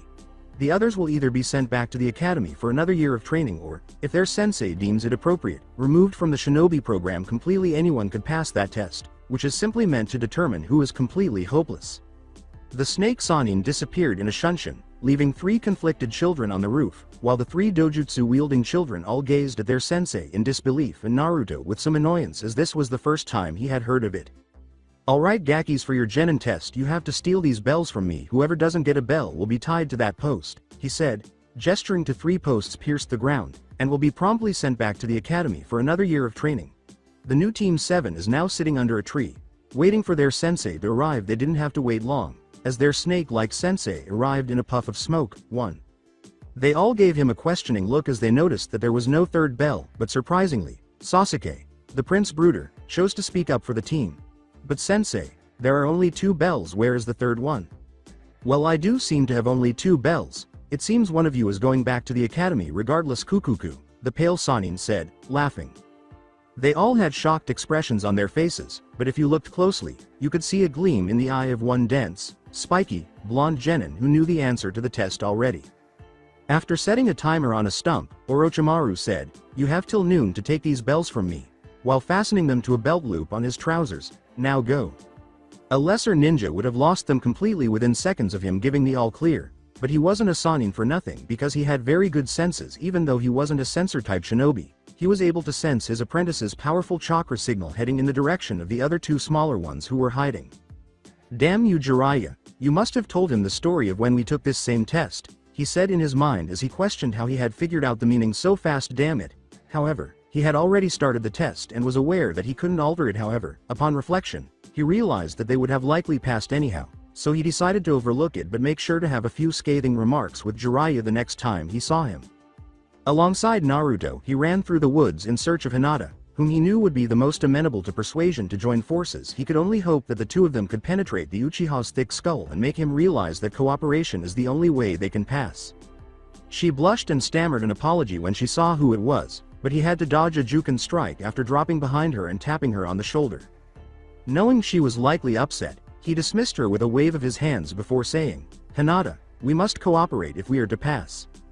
Hinata's blushing intensified as he spoke, causing her face to turn a new shade of red. "He needs me," with excitement, she thought. According to Naruto, my godfather Jiraiya had this same test when he was a genin and he told me the only way to pass is to work as a team. Hinata became a little deflated upon hearing this, but she remained grateful that Naruto had approached her first. After that, they hurried to locate Sasuke in the hopes of overcoming his inflated ego. They swiftly located Sasuke with Hinata's Byakugan's assistance. Their sensei was sitting there meditating when they discovered him hiding in a tree close to a clearing. After tapping him on the shoulder, Naruto had to bend backward at an angle that would be impossible for a normal person. Sasuke put his kunai away as soon as he recognized the person and yelled, "What are you 2 doing here? I don't need your help to get a bell." Naruto sighed anticipating this and went on to, "We need to work together to pass. The 2 bells are a trick to split us up. This is the same test that Sensei and his teammates had back when they were in my godfather Ero Sennin told me stories of when they took the test and how they discovered the secret to passing, and it was to work as a team and later became famous ninja known for their incredible skill and teamwork." After taking in the information, Sasuke calculated his chances and concluded that he had little chance of defeating a Sannin by himself. Even god-complex individuals acknowledge that defeating a Sannin, particularly the strongest of the 3, is no small task. He gave a nod and motion for Naruto to go on. In compliance, Naruto said, "All right, here's what we're going to do." Returning with Orochimaru was simply waiting for his new students to initiate contact while meditating in the clearing. They still hadn't taken action. After a long period, most new teachers would then get up and begin searching for them, but he simply grinned because he knew that taking longer but being more effective was preferable to moving quickly and possibly making a mistake. Orochimaru was aware that Naruto could have easily figured out the test's purpose even if he hadn't already known, but that didn't make him any less angry at his teammate for peeking. Then he was startled out of his reverie by the sight of kunai approaching him from 3 sides. Then, 3 blurs tried to attack him from various locations throughout the forest. Since even a tap from his pale-eyed pupil could cause major harm, he had to exercise extreme caution around her. When he finished saying the name of his technique, a medium-sized ball of fire rushed at Orochimaru, and he saw that his 2 other students had replaced it with logs that had exploding tags. He then saw Sasuke jump back and begin going through hand seals before saying, "Kaden. Great fireball jutsu." Orochimaru quickly shunshined away from the colliding balls of destruction, realizing that they had planned this move and had done it flawlessly. Did we get him?" Hinata asked as the 3 genin hopefuls leapt from their positions to one another. Replied, I seriously doubt it. Sensei is a Sanin. You know he wouldn't let something like that hit him, but that leaves the question, where is he? He claimed that while Naruto was barely able to blow them away with a Shinra Tensei, snakes sped from the trees faster than they could follow and wrapped Sasuke and Hinata. He was about to cut his teammates loose with his sword when he caught a glimpse of steel in the corner of his eye. He immediately spun around and engaged his sensei in a blade-to-blade battle. Naruto had to leap back as the more seasoned and elderly shinobi prevailed. He was aware that his sensei was keeping a lot of things from him, or else he would have died before witnessing the glint of his sword's blade. Futon. Windcutter, he yelled as he leapt away while performing some hand seals, then spun and launched the attack at his two shackled teammates. He didn't use nearly as much chakra as he usually would have, but he was trying to save his friends rather than turn them into deli meat, so he only used enough chakra to injure the snakes so they would be forced to return home and release them. Orochimaru grinned proudly at his apprentice, who clearly had absorbed his teachings and those of all the previous Hokages. He heard the timer he had set go off as he was thinking this. Although I assume Naruto already told you the meaning of this test, I'm going to ask anyway. Do you know what the secret to passing the bell test is? The three young children asked as they sat in front of them. Sasuke chose to respond, teamwork, after giving it more thought as they went through it. The bells were meant to divide us and try to make us compete for them, but the way you pass is by seeing beyond that and working together, he said. Orochimaru grinned because he could already see that Sasuke was changing, and he glanced at his other two bloodline holding students, who had a strong will to succeed shining in their distinctively colored eyes. He knew that they would form a formidable team that could compete with any other and possibly win the banister as the next three legendary ninja. Later on in the day, Sasuke, after passing his second genin test, Sasuke was heading back to his compound, happy and oddly happy with his team. When he first learned that they would be assigned to teams, he had assumed that teammates would only slow him down, but he was starting to realize that they were actually helping him perform better. The strategy they had devised during the test was something he couldn't have come up with on his own. As he approached his compound, he had an idea that he never would have imagined he would ever have. Maybe they could help me deal with him. Naruto was the one who freed him and Hinata after Orochimaru had bound them with snakes, and he was surprised to discover that it felt good to have people there you could trust to look out for you. Afterwards, Hinata, she approached the main building where the clan head and his family reside, walked timidly through the gates, and past the branch member guards. On her way home she entered the building and was about to make her way to the back gardens when she heard a firm voice behind her. Her father yelled, "Hinata, come here now, I have to speak with you." She moved stealthily to her father's office, which was close by, and sat down on one of the big, cozy chairs that stood in front of his desk for when he had important guests. Before he finally said, "So I hear that you passed your second genin test, is this true?" She writhed a little beneath his intense stare. She replied, "Why yes to Sama, it is. Good, Hinata, make sure you don't do anything to damage our clan's reputation. Orochimaru is a strong shinobi, so make sure you learn from him." This is her response. Hi to Sama. She nodded and quietly walked out of the room as he nodded and dismissed her. Alongside Naruto made the decision to simply return to his apartment, where he made himself a quick dinner consisting of some leftover sushi from the previous day that he had in his refrigerator. After saying this, he went to bed early in order to have more energy for the team training the following day. He was in front of a similar cage when he fell asleep, and he moaned because he wanted to rest and didn't want to talk to Fuzzy Wuzzy. He yelled, "Yo Fuzzball, why'd you call me here? I'm trying to sleep." His words were preceded by the Kyuubi's appearance. "I thought you wanted to know more about your Rinnegan, but I guess I was wrong. Goodbye then." This caused Naruto's eyes to enlarge, and he instantly exclaimed, "Wait, I do want to learn more." The Kyuubi cracked a grin.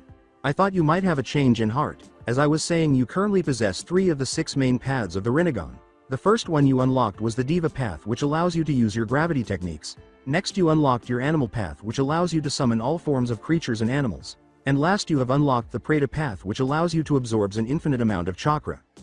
The next one I believe you will develop is called the Asura path, which allows the user to summon mechanized armor to enhance them in battle and allows you to augment your body with extra limbs and various robotic weaponry. 2. I shall not reveal to you the others just yet, as you are not even close to unlocking them. The last 2 are quite difficult." With a groan of disappointment, Naruto wanted to learn everything he could about his lineage, but he knew the Kyuubi wouldn't change its mind because it had never done so before. Following their conversation, the Kyuubi sent Naruto's thoughts to sleep. Our heroes are spotted hiding in a variety of trees strewn across a clearing to prevent their target from detecting them. They have suppressed their chakra signatures. Their wireless communicators suddenly came alive. Our favorite blonde shinobi said, "This is Ring Eye, I'm in position, and there is no sign of the target over. Since her nickname was Angel, the Hyuga heiress blushed and said, T, this is Tenchi. I also can't see T, the T target. This is Raven. I have a visual on the target requesting permission to engage, asked Sasuke. Raven, this is Snake. Begin your assault. Ring I and Tenchi are moving to support you. Sasuke lowered himself in front of the target. After nodding in his tree, the target instantly fled in the opposite direction upon spotting the raven-haired Avenger. However, Hinata fell in front of them before it could go very far. Although the target was trembling, Sasuke abruptly swung at him, deeply scratching his face before swiftly evading him. When the target felt a force pull him back and noticed their blonde teammate with his arm outstretched towards him, he believed they were safe. In order to prevent the little demon from turning him into deli meat like it did to his teammate with raven hair, Naruto grabbed the beast by the scruff on its neck. Is it the target? Their sensei asked, abruptly lowering himself and turning to face the blonde. After examining the cat carefully, Naruto turned to face his sensei and said, This is unquestionably Tora because of the red bow in the left ear. After a short while, they found themselves in the Hokage's office, Naruto still holding the demon cat tightly, and they gave it to the daimyo's wife, who then pulled the cat into a bone-crushing embrace. Except for Sasuke, who was laughing when he saw the cat's insides turn to paste because it had mutilated his face, everyone felt a certain amount of sympathy for the mistreated cat. Team 7 turned back to the Hokage after the big woman had left with the little cat, in her arms. Sarutobi then turned to face the team, who were still waiting for another mission, and he picked up a stack of papers on his desk and began rummaging through them before he took out a folder that read, D rank. Let's see, we have a few gardening missions. An old lady needs you to pick up some groceries for her, and let's see, he said, looking into the folder before turning back to face the young Genin and Sanin in front of him. Then there was a loud crash and a shout of, Tora, no, come back. As the elderly Hokage went on, everyone in the room began to perspire. Or you can catch Tora again. Suddenly, Naruto, whose eye had been twitching the entire time, yelled, No more household tasks. Shinobi aren't needed for those missions. Civilians could handle them, old man, give us something better. Hiruzen glanced at the youthful teammates of Uzumaki, who nodded in agreement. Orochimaru sighed because, in spite of all the emotional conditioning he had given him, his apprentice was still able to express himself quite freely. With a sigh, Sarutobi yelled, You can come in. No. The Hokage went on, Team 7, this is your mission. You must escort Tazuna back to his home and protect him as he finishes building his bridge. As he was saying this, an elderly man entered the room. The elderly man, now identified as Tazuna, scowled as he turned back to face the Hokage after glancing at the new squad. You give me a man who looks, well, creepy, and 3 wet behind the ears kids when I ask for protection. As if recalling something, Hiruzen's face brightened just as he was about to object. Orochimaru, I almost forgot. Jiraiya sent me a message a couple of hours ago saying he needs your help infiltrating a base undetected. I advise you leave as soon as possible. I've already arranged for someone to take over your team in your absence. After giving a nod, the snake Sanin disappeared in Shunshin. Now wide-eyed, Naruto gazed in disbelief at the elderly man before him. What sensei isn't even going to go on our first C-rank mission with us? And what do you mean by having someone take over as our sensei? 1. A silver-haired man with spikes suddenly peered through the window. Hokage-sama, you asked me? When the elderly Sarutobi noticed the perplexed expression in his eye, he grinned and said, Ah, Kakashi, I'm glad you arrived and right on time too. Puzzled, Kakashi said, I don't understand, I thought I was late? Yes, but I knew you'd be late, so I told you to be here 2 hours ago, Hiruzen said, laughing at the astonished expression on the face of the elite Jonin. He looks just like Minato-sensei, Kakashi thought to himself as the silver-haired man glared at his elderly leader before turning to face the young Genin team that would be embarking on a mission. The sight of our favorite blonde Genin almost caused him to have a stroke. Then, before bringing his favorite orange book to his face once more, he smiled at the young team with his signature eye while the Genin just stared at him in confusion. Everyone who had previously known him, including all of the hidden Anbu sweat, fell to their knees at the sight. This is Kakashi Hitaki. He will be your substitute sensei for whenever Orochimaru is called away on other missions, the Hokage said, sighing and shaking his head before turning to face the young shinobi who were using Jujutsu. Kakashi gave them a quick wave and a smile before allowing Hiruzen to continue. He will be the Jonin leader on this mission. Tazuna used this opportunity to open his somewhat inebriated mouth and ask, Wait, I ask for protection and you give me a scarecrow and 3 milk-drinking kids? He would have continued if it weren't for the fact that Naruto's Senbon launchers had suddenly pinned him to the wall with Senbon needles piercing his clothing. The glare from the three young shinobi made Tazuna perspire a little. Would you please free the client? It is not good for mission success if you try to kill the person you are being paid to protect, the elderly leader said, letting out a deep breath from his pipe before addressing the young teenagers. Before removing their charge from the wall where he was pinned, the three teammates cast a sidelong glance of mild embarrassment then, facing their substitute sensei, who had moved in front of the Hokage's desk, they formed a line in front of the Hokage. Alright team, meet at the gate in 1 hour, bring enough supplies to last you the week but don't weigh yourself down with too much gear, said the masked nin. After shouting, "Hi," in unison, Team 7 disappeared to retrieve their equipment from their individual homes. Although no one saw Tazuna's nervous appearance as they were leaving, they met up with her at the gate and then headed for Wave Country. A few hours later, while Kakashi and Tazuna were walking in silence, Naruto, Sasuke, and Hinata were all talking about their relative dujutsu when they noticed a puddle in the distance while they were watching. They all turned to face one another and started whispering to one another. Sasuke inquired, "Do you see the puddle too?" "Yeah, but it hasn't rained in weeks." "Hinata, can you check it with your Byakugan?" Before silently activating her Kake Genkai, the pale-eyed heiress gave a nod when she noticed two figures in the puddle that seemed to be about Chunin level. She gasped. They silently asked their substitute sensei if he had noticed them after telling her male counterparts the information. To let them know he saw them too, Kakashi gave them a small nod as they readied themselves for an assault. They all nodded. As they were about to pass the puddle, two figures appeared out of it and began encircling Kakashi with a spiked chain, which they then pulled, tearing him to pieces. After that, Sasuke and Naruto threw kunai at the pair, catching their chain and pinning it to a tree before one of them could unfasten his chain. Hinata materialized in front of him, launching a barrage of juken blows that rendered him immobile and caused him to sag, too. When Hinata saw that his partner had lunged at her with one of his clawed gauntlets while holding her Byakugan, she instantly leapt away. Naruto leapt between them and used his katana to block the claw. The other attacker tried to use his other claw to strike our blonde hero, but Naruto's foot got stuck in his stomach, forcing him to retreat after catching his breath. He saw the final member of the Genin trio completing a few hand signs. He thought, "Shit," when he realized he had completed the Tora hand sign. "Kaden. Great fireball jutsu," Sasuke exclaimed after taking a deep breath. A medium-sized fireball, which was still impressive for a young person, slammed into the missing nin, sending him flying backward and slamming into a tree with numerous burn marks all over his body. Then, Kakashi made the decision to reappear, retrieved a spool of ninja wire, and tied the Kiri Nuke Nin to a tree. Then he turned to see a Genin team that was a little agitated. "Sensei, why did you not help us with the two dangerous Nuke Nin?" said Naruto. "I wanted to see how skilled you were and how you would react in a life or death situation, especially since you're not my team," the masked Jonin said, sheepishly rubbing the back of his head before responding. "But I must say I'm quite impressed. I didn't learn as much as I wanted to since you dispatched them so quickly." His response appeared to be accepted by the three Genin, who then repositioned themselves. Kakashi then turned to face Tazuna, who was immediately captivated by his shoes. Kakashi spoke in an authoritative voice that reflected his former captain position. "Why is it we encountered enemy nin on a mission that was supposed to be C rank?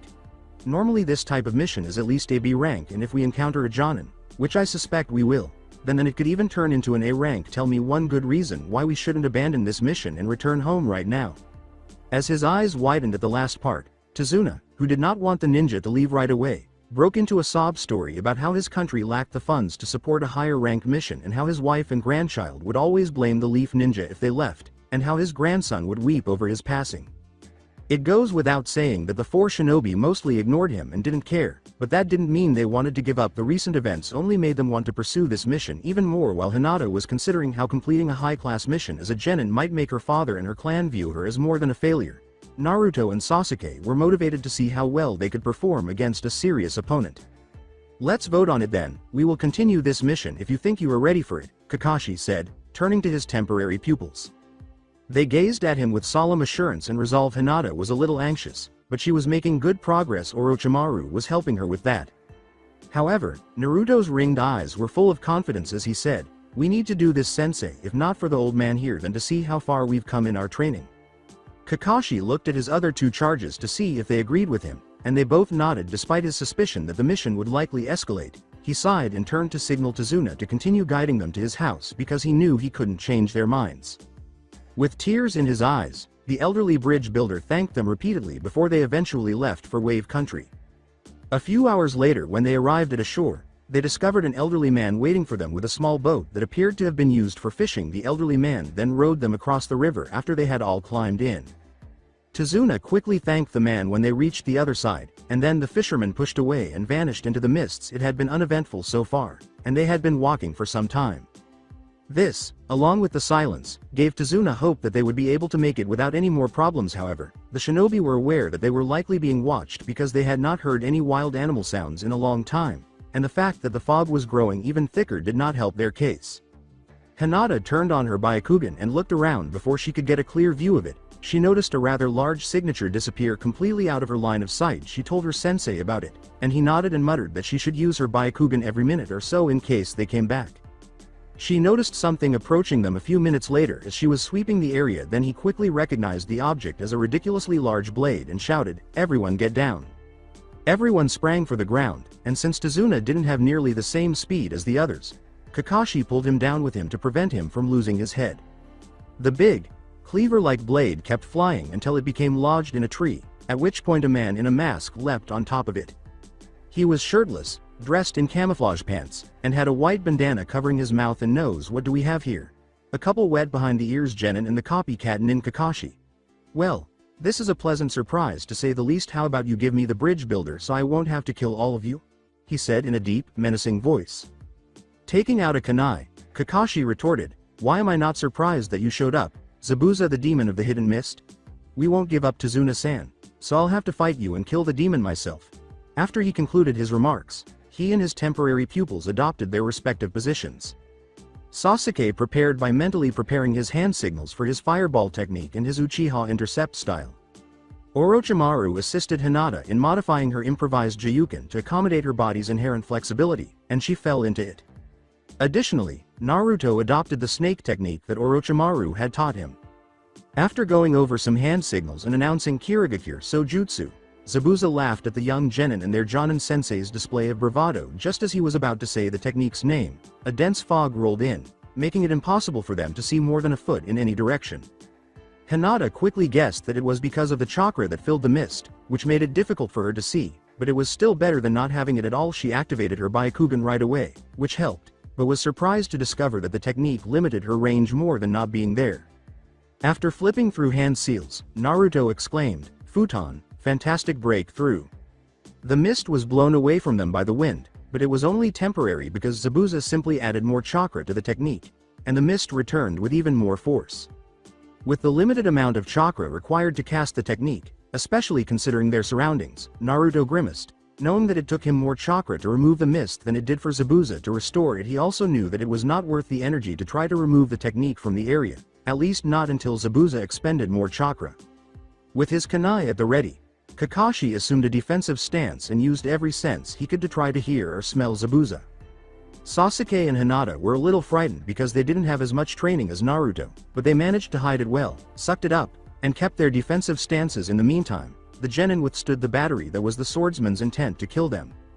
Some Chunin couldn't even tolerate the young shinobi's intent to kill, so Zabuza was only mildly impressed and thought he should try upping the ante to see if they could remain composed. The lungs, heart, kidneys, clavicle artery, brain, throat, liver, and throat are the 8 locations. I have a lot of options, but I can only pick one for each person. It's a tough choice. The words laced with intent to kill made the genin shiver a little, but they were able to maintain their strength and stances. After a few moments of silence, Hinata's eyes widened as she noticed Zabuza swinging his blade horizontally at Naruto directly in front of him. Naruto instantly brought his own blade to defend. After his eyes widened, sparks flew as the blades collided. Naruto could hardly withstand Zabuza's strength as the two swordsmen clashed. Fortunately, it didn't last long because Kakashi came up behind Zabuza and used a kunai to stab him in the back. However, instead of blood, water emerged, and the Zabuza turned into a water clone as it dissolved in the water after being cut in half by a shadow that materialized behind him. A pool of water formed, demonstrating that Kakashi was also a water clone. Then, behind Zabuza, the real Kakashi materialized and put a kunai to his throat. "This is over, Zabuza, you have lost." He dissolved into water, revealing itself as another water clone, as Zabuza said, laughing, "Most impressive, Kakashi. Even in this mist you were able to counter my technique, but it still is not enough for you to win." After rapidly turning around, Kakashi was kicked in the stomach and launched into the water. His eyes widened in realization as soon as he landed, sensing something was wrong with the water. This water is too heavy. However, it was too late, as he heard Zabuza yell, "Sweden! Water entrapment jutsu!" His fingers could hardly move as he was drawn into a ball of extremely condensed water. When the young Orochimaru students saw their Jonin commander ensnared in a water bubble, their eyes widened. A water clone appeared in front of Zabuza, who grinned and made a hand gesture before stepping out onto the shore. The young teenagers positioned themselves, and after Sasuke and Naruto began practicing hand signals, they yelled Kaden. Fireball Jutsu, Futon. Great breakthrough. Together, the two methods created a tremendous firestorm that destroyed the clone and would have burned Zabuza's eyebrows, if he had any. Knowing that Zabuza would soon run out of breath, Naruto held out his hand before yelling, Shinra Tensai, one of his favorite techniques. Suddenly, Zabuza had the impression that gravity was pulling him back and away from his jutsu, putting an end to it. Using chakra, which had become second nature to a man of his caliber, Kakashi kept himself upright as he fell onto the water. He coughed a few times before regaining his breath and then got back up to confront Zabuza, who was picking himself up after being flung through the air like a rag doll. He redrew his enormous cleaver blade and turned to face Kakashi, growling angrily, unsure of what force had thrown him. The genin nearly believed that there was a mirror or something between them because they were going through the same seals at the same moment before simultaneously yelling the technique's name, Sweden. Water Dragon Jutsu.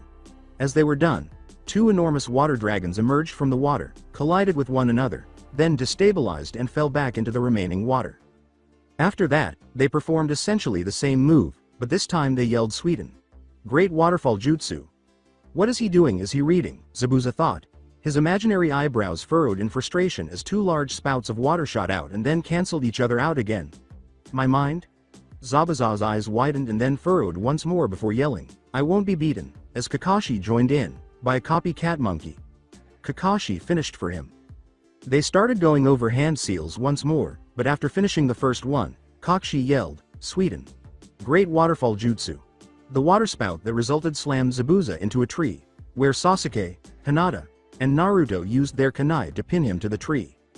Kakashi overheard the defeated mist ninja yelling feebly, Can you see the future? Pulling out a kunai, Kakashi glanced down carelessly and said, Yes, and I predict your future is death. However, before anyone could take action, a couple of senbons flew through the air and struck Zabuza in the neck, causing him to sag. As he knelt down next to the body and placed his hands on it before disappearing in a shunshin mist, a voice called out to them, Thank you. I have been tracking him for quite a while but couldn't bring him down. Thank you for your assistance. Before he fell face first to the ground, Kakashi turned to face the team. An hour or so later, the team reached Tazuna's house, where they placed Kakashi in one of the spare beds after getting to know his daughter Tsunami and grandson Inari the following morning.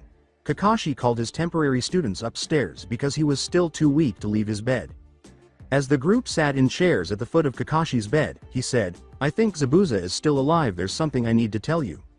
Following his statement, they gave him a serious look before Naruto made the decision to inform their sensei, we came to that conclusion yesterday while you were knocked out. In order to provide him with additional information, Sasuke said, after we settled into the house we discussed everything that occurred, and when we got to the part where the hunter Nin took Zabuza's body we realized that he didn't decapitate the body first. Kakashi nodded in admiration of their ability to see beneath the surface. Kakashi asked his trio of Dujutsu practitioners if they all had a training area while he sat up in bed. After they nodded, he reclined to continue sleeping. A few hours had passed, and the three Orochimaru students were occupied with their specialized training. Sasuke was attempting to learn how to use eye contact alone to put people in a genjutsu, Hinata was practicing sets for her new gentle fist style, and Naruto was occupied with practicing his kenjutsu with a clone. A pair of eyes peered at the three training ninja from the shadows of the forest as they were training. Suddenly, a hand gripping the back of the stalker's shirt lifted him up. When Inari looked back, he saw Naruto's ringed eyes staring back at him. After his family was killed, the blonde Jinchuriki said to the boy who had emo tendencies that could rival Sasuke's, What are you doing here, Gaki? This is no place for kids, you could be hurt. After giving Naruto a fierce look, the young boy yelled, What do you think you're doing? Nobody can beat Gato, and fled in the direction of Tazuna's home. After a brief exchange of glances, the three genin shrugged and returned to their training. After 3 days, Tazuna and his family were seated around a dinner table with the four ninja they had just returned from training, with Naruto using his chakra control, Kakashi assisting Sasuke with his genjutsu, and Hinata providing strength and agility. Why do you all keep trying? You can't beat Gato, yelled an enraged Inari, breaking the comparatively quiet dinner where everyone was happy to eat in silence. Sasuke was the first to say, Kid Gato is a fat businessman. I'd be surprised if he was even able to hold a sword, let alone use one. The other two shinobi gave him a shocked look. You all just talk, with your peaceful village. I doubt any of you even know what suffering is. Inari seemed to become even more enraged as a result. Before he was slammed into the far wall by an unseen force and witnessed Naruto use his abilities to float over the table and then materialize directly in front of him, he was abruptly silenced by the four ninja directing their deadly intent at him. Just a few centimeters away from Inari's head, he slammed his hand into the wall. He looked up into Naruto's Rinnegan's angry eyes. Trembling with fear, Sasuke and Hinata felt sorry for their blonde teammate because of the hatred he endured. But Naruto wasn't done yet. We don't know pain? Have you ever ran for your life on your birthday because the majority of the village wanted you dead? Sasuke's hand clenched into a fist at the thought of Itachi, but he heard Naruto continue. Have you ever been forced to watch your whole clan get slaughtered in front of you by your own brother? Neji hated Hinata because she shed a few tears when she thought of her late uncle. Have you tried to be kidnapped by a foreign country on your birthday to be turned into a breeder to give their country your bloodline only to be stopped and your uncle forced to give his life to keep the peace?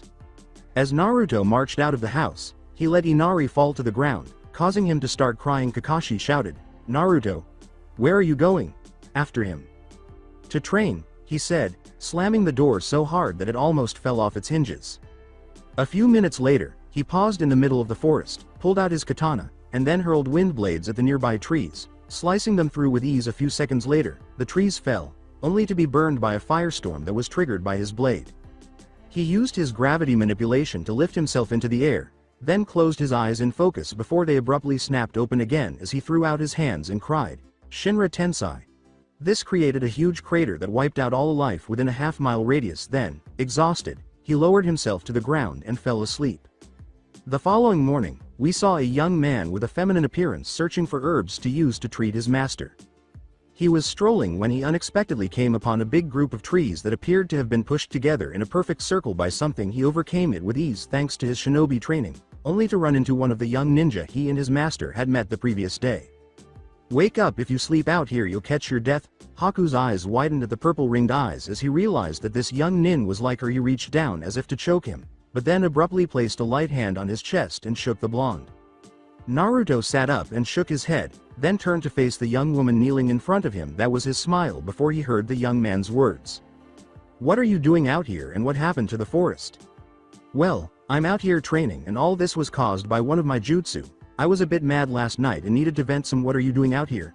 Naruto said, rubbing the back of his head sheepishly at what had happened to the forest. I'm out here looking for some herbs to help my precious person since he's injured, he said, laughing at his attempt to change the topic. Naruto nodded and continued, that's very honorable. Protect him because it's those that are close to us that truly inspire to do our best. Naruto nodded in agreement as Haku said, that's a very good point of view. You will become very strong. I also believe that you do your best when you're doing it for someone close to you. After destroying a portion of the forest and assisting Haku in gathering some herbs, Naruto returned to Tazuna's house a few hours later. 3 of the 4 ninja were prepared to accompany the bridge builder the following morning, but the blonde member was still asleep from his intense training because Kakashi wanted him to rest after expelling a lot of chakra the day before. When they arrived at the bridge, they discovered that every worker was unconscious and that the entire area was covered in a thick fog. Tazuna glanced around before exclaiming, what's going on here? Last chance, copycat. Give me the bridge builder and you can keep your miserable life, he said in a deep voice that reverberated through the mist as the forms of several Zabuza clones emerged, followed by a dark chuckle. The only thing that made Kakashi laugh was the suggestion that, Sasuke, do it. When the clones all exploded into water, Sasuke vanished and then reappeared a moment later. Kakashi turned to face the real Zabuza, drawing kunai in each hand, entering a defensive fighting style, and getting ready to face Zabuza and another figure, who turned out to be the Hunter Nin, emerged in the mist before Zabuza turned to his shorter apprentice and said, looks like you have a rival for speed. The fake Hunter Nin only nodded in response before he and Sasuke vanished. A short distance away, Haku and Sasuke were fighting taijutsu, their limbs slamming into each other. As Haku said, it appears I have you where I want you. Sasuke stared at Haku in confusion and asked, how is that exactly? Before beginning his single-handed hand signs, Haku concluded, Hayatan, 1000 water needles. The surrounding air is filled with water, and while you need both hands to make hand signs, I however do not. Sasuke was attacked by the cold ice needles, and his eyes grew wide as Haku leapt away from him. After the fog dissipated, Sasuke was seen standing and imitating a porcupine quite well. Kaden. Fire Dragon Missile. He exhaled deeply after shaking his head and channeling fire chakra through his body. Melting the needles embedded in his flesh, he turned to face Haku and started going through hand seals. Then, with a roar, Sasuke released a stream of flames that shaped into a dragon and exploded, swallowing Haku in the process. Sharingan's eyes widened when he saw a tiny dome of ice amid the flames, and Sasuke gasped a little from the potent technique as he squinted his eyes to try and see what was left of Haku. Sasuke gritted his teeth and withdrew a second kunai before putting both in reverse grip and preparing for a defensive stance as the dome melted and Haku stood there unharmed. Under his mask, Haku grinned while he demonstrated hand signals. Sasuke stiffened his body in anticipation as Haku yelled the name of his method, Hyoden. Demon Ice Mirrors. When he saw the mirrors all around him, Sasuke's eyes narrowed. When he saw Haku walk into the mirror and his image appeared on each one, his eyes widened. Haku pulled out a fist of Senbon and said, "Give up, none have seen my mirrors from the inside and live." All Sasuke could do was narrow his eyes and get his kunai ready to defend with a sigh. Haku launched Senbon by leaping from mirror to mirror. When we return to Tazuna's house, we discover Naruto awakened from his slumber by Tsunami's yelling. As soon as he jumped out of the window onto the roof, he grabbed Shin Ryu's handle and saw two aspiring samurai dragging Tsunami down the docks. He saw Inari chase after them while brandishing a kitchen knife before he could take any action. Replaced Inari right away, then used his quickness to snatch Tsunami out of the thug's grasp. As soon as the two goons turned, they saw that one of the Konoha was holding the woman they had come to capture. He put her down and skillfully cut the ropes that held her with his sword. They smirked and charged what they believed to be an easy kill after pointing their swords at the child.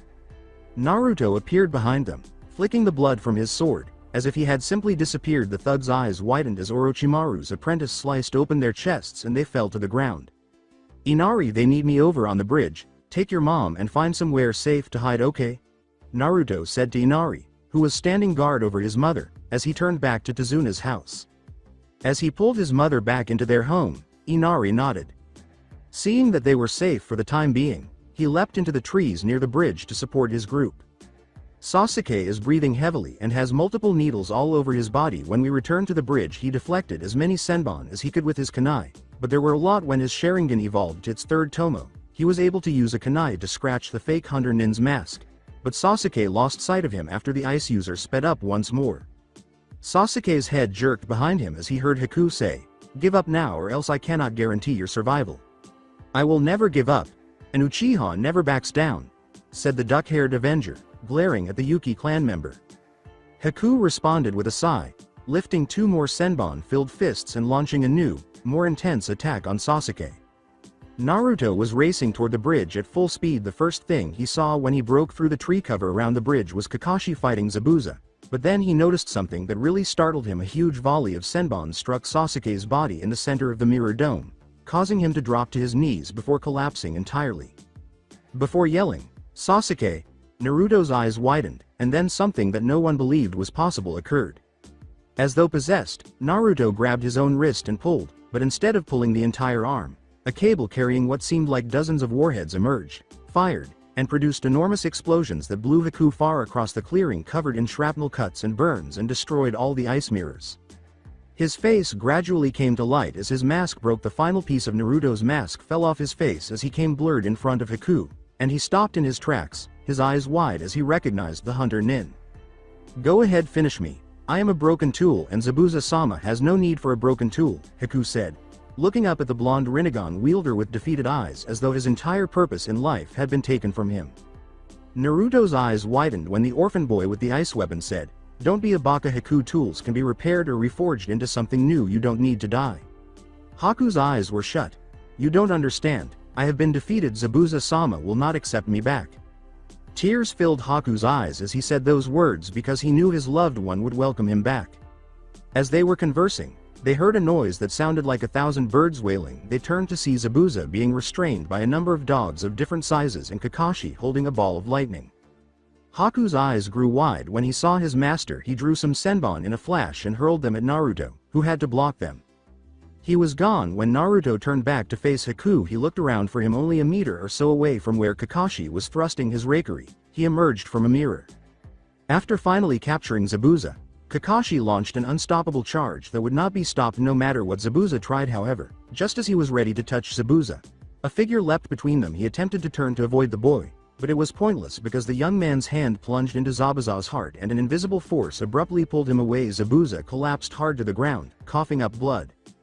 As Zabuza was dying, Haku rushed to his side. After recuperating from the Bansho Tenon, Zabuza turned his head and met his eyes as he sobbed.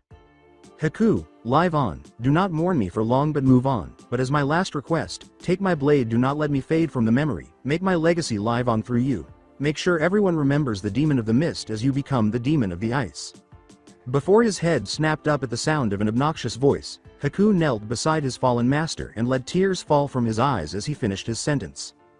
The man, revealing himself as Gato, who had brought an army of just under 100 armed thugs with him, said, "My, how the mighty have fallen. I knew he was nothing but a baby demon, and now that he's out of the way, my men here can finish the job." He finished with a crazy smile, but as the temperature dropped a few degrees, he was forced to take a step back. "I'm going to have to pay him back for failing, so maybe after I kill the rest of them and cut off his head for his bounty, I'll have his body cut into 100 pieces, then throw them into the sea." Everyone watched as frost crept up the sides of the blade and Haku stood up, holding the Kabikari Hucho. When Gato looked directly at the apprentice of the man he had just defamed, he appeared to freeze in place. The cold seemed to cause steam to escape from the big sword as Haku charged at the cowardly drug tycoon. Gato retreated a few paces into his personal army. The young man in front of them wielded a huge blade, and the men who stood in Haku's way to defend their boss were ruthlessly slain. The horde of hired swords dispersed, unwilling to risk their lives for the dishonest midget. As Haku's silhouette approached, his long hair flowing behind him, Gato retreated from the youthful, icy bringer of death. Now Gato was absolutely frightened. Gato closed his eyes and waited for the freezing blade to take his life, but he felt a hand grab his head in its place. He opened his eyes to find himself staring into Haku's freezing eyes as he said the single word, "Freeze." A numbness spread through his entire body, making him feel frozen from the inside out, and he realized he couldn't move after hearing the young man say the single word. Hake punched the frozen man to break the ice after the procedure was complete before he fell to the ground. Haku turned around and made his way back to the Konoha ninja group. The young man startled the entire group, but regrettably, the thugs were the first to awaken. "Oi, that Brad just killed our meal ticket. Now we'll have to ransack the town, and that girl is looking awfully pretty down there." The idea of those people touching her made Hinata feel torn between shivering and throwing up. The invisible force that was the Shinra Tensei abruptly threw all of the thugs off the bridge with force, but it seems that Hinata wasn't the only one who was disturbed by their words. Naruto simply thrust out a hand before saying in a low voice, "Shinra Tensei." The entire town of Nami appeared with pitchforks and axes just as the final thug fell off the incomplete back of the bridge. As Inari, who was leading them with a crossbow, looked around, he saw Hinata tending to a gravely injured Sasuke, Kakashi and Naruto exhausted, and Haku and Zabuza lying on the ground. "Are we too late to help out?" Inari asked sheepishly after rubbing the back of his head, but all 7 members of the team, including the just awakened Sasuke, gave him a deadpan look. The entire group of villagers rubbed the backs of their heads and flushed. A week later, we saw our heroes crossing the bridge they had assisted in securing during construction. Haku and the rest of Team 7 waved to the villagers as they crossed the bridge. "Grandpa, we still need to name the bridge," Inari said, turning to face his grandfather. The elderly bridge builder's suggestion, "You're right, Inari. Its name should represent hope and inspire those who see it. Let's call it the Great Naruto Bridge," was greeted with cheers from the entire town. 2 individuals, Katetsu and Izumo, are seated at the booth next to the gate as the image fades in. "I'm so bored, I want some action. Why do we always seem to get gate duty?" Katetsu complained. "The calmer, red lazier," Izumo said. "It's not all bad, at least we don't run the risk of dying like we would out on active missions, besides it's relaxing." The spiky-haired Katetsu said, "Whatever, I just wish something interesting would happen." And whether Kami had been listening in on it herself. Then 5 people entered the village through the gate. Sasuke Uchiha, who was well known for being the sole survivor of the Uchiha massacre, was the first to enter the gate despite the fact that these were not common people. The boy who was the apprentice of the fabled Orochimaru and the wielder of the fabled Rinnegan, Naruto, then appeared. The strongest woman in their graduating class and the heiress of the Hyuga clan, who possesses all-seeing Byakugan, came next.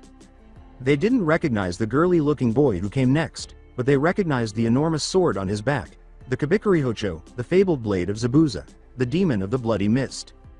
The famous Kakashi Hitaki, also known as Sharingan no Kakashi, was nearly obscured by a slack-looking man wearing a Jonin vest with one eye while they were terrified of the enormous blade.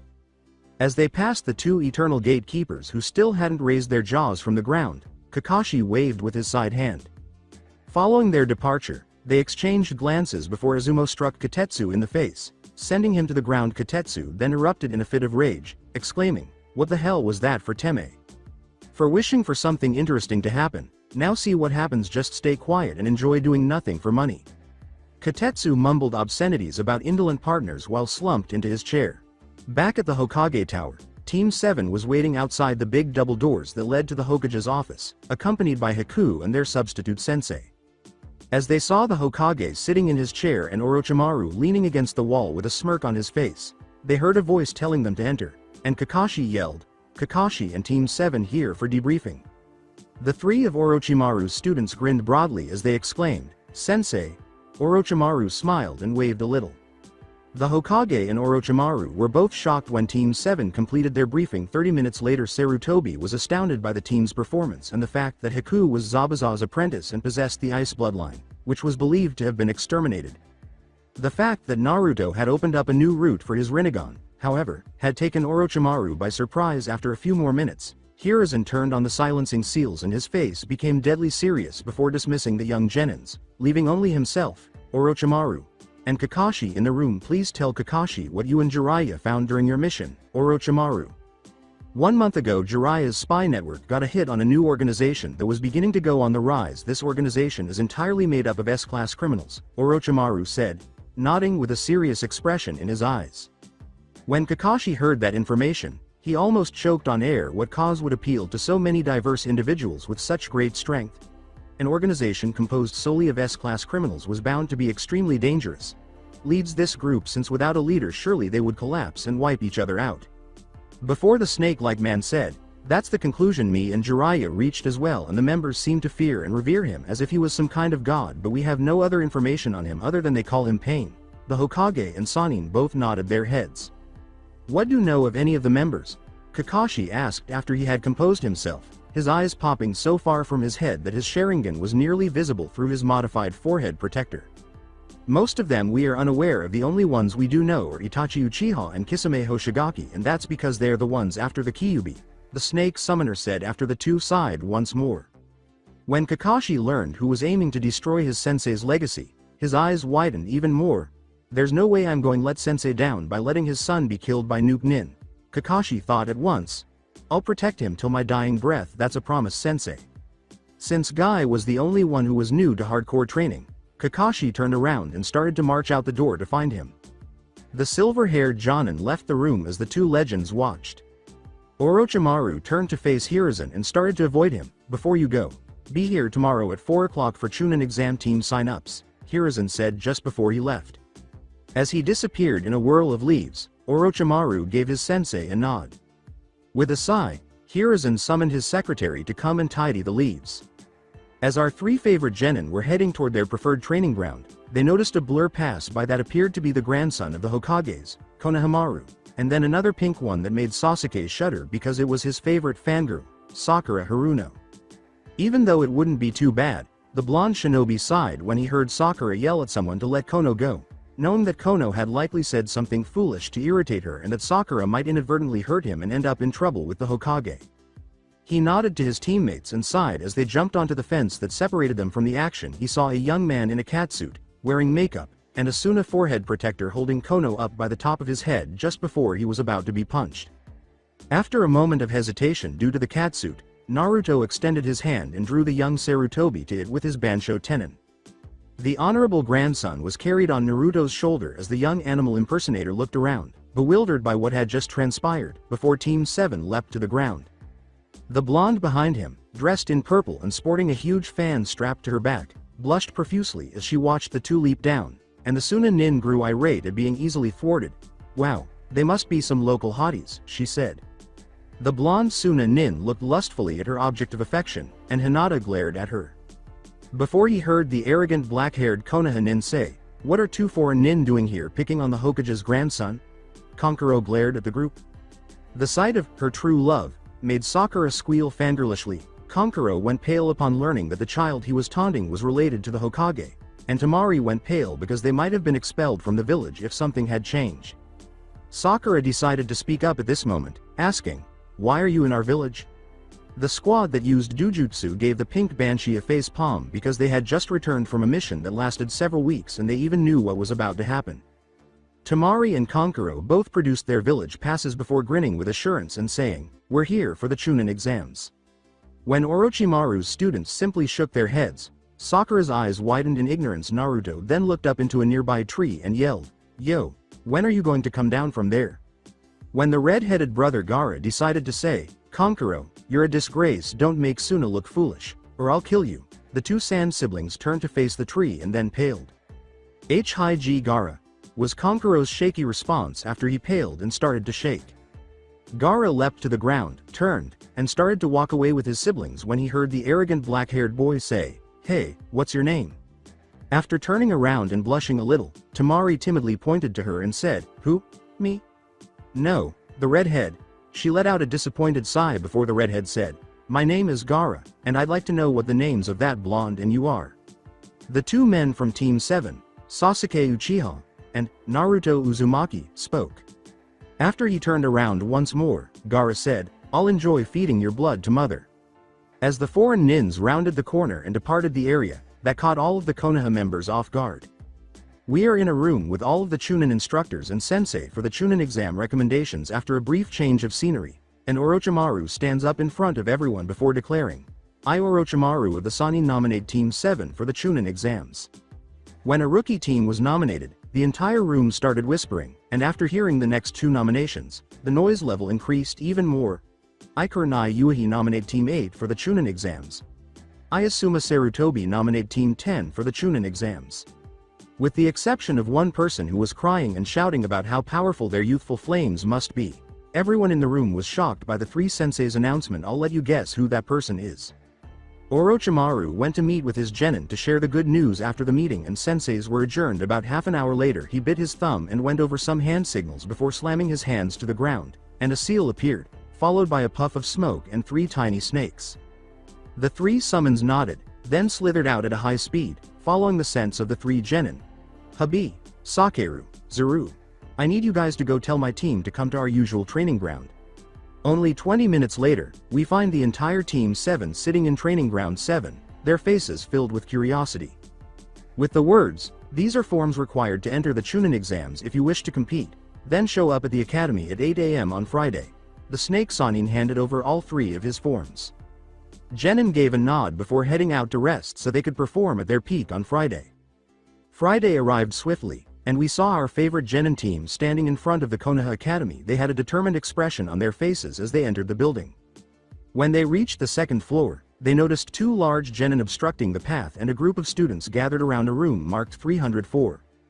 Before they could get caught up in anything, they slapped their foreheads at the door's obvious genjutsu and kept climbing the stairs. They were struck with the intent to kill as soon as they stepped through the door because Orochimaru had acclimated them to Sannin level ki. They fought the urge to laugh at their attempt. Naruto turned to face Sasuke, who grinned as the two of them let go, essentially closing the room. An obnoxious voice abruptly yelled, "Hey, it's those losers Team 7 inches." It turned out to be the resident mutt. Dog training shinobi. The three then turned to the sound of annoyance to reveal Team 8, which was made up of Kiba, Shino, and Sakura. They were currently seen asking the resident Uchiha out on a date and continuing to try for 5 minutes without really accepting his rejections. At the moment, the other two pairs of teammates can be seen observing one another. Hinata was searching through her equipment pouch for last-minute checks, while Shino appeared more interested in observing a beetle that was descending the wall. In actuality, I suppose the staring contest was only between Naruto and Kiba at the moment. Kiba glared for a few seconds before breaking off and going up to Hinata, who was just completing her final checks with an arrogant expression, as though she should be honored. He even asked, "Yo Hinata, you want to go out sometime?" Kiba face planted and instantly got back up with a look that was both confused and angry. Hinata looked up and simply replied, "No, what do you mean no?" He glared back. With a smirk, she responded, "It means I don't want to go out with you. It's not a hard concept to grasp, but then again you do have a difficulty with the idea of bathing." She rolled her eyes and started laughing at the expression on his face as Naruto was in the background, and half the room was on the floor in laughter. Even Gaara could be seen laughing, which, if his siblings' laughter had been able to open their eyes, would have left their mouths on the ground. Kiba was flushed with rage and shame at the moment. How could that girl turn him down in such a manner? Hinata should be his, damn it. He was an alpha who could choose any girl, and he chose her. The resident was thought to be Mutt.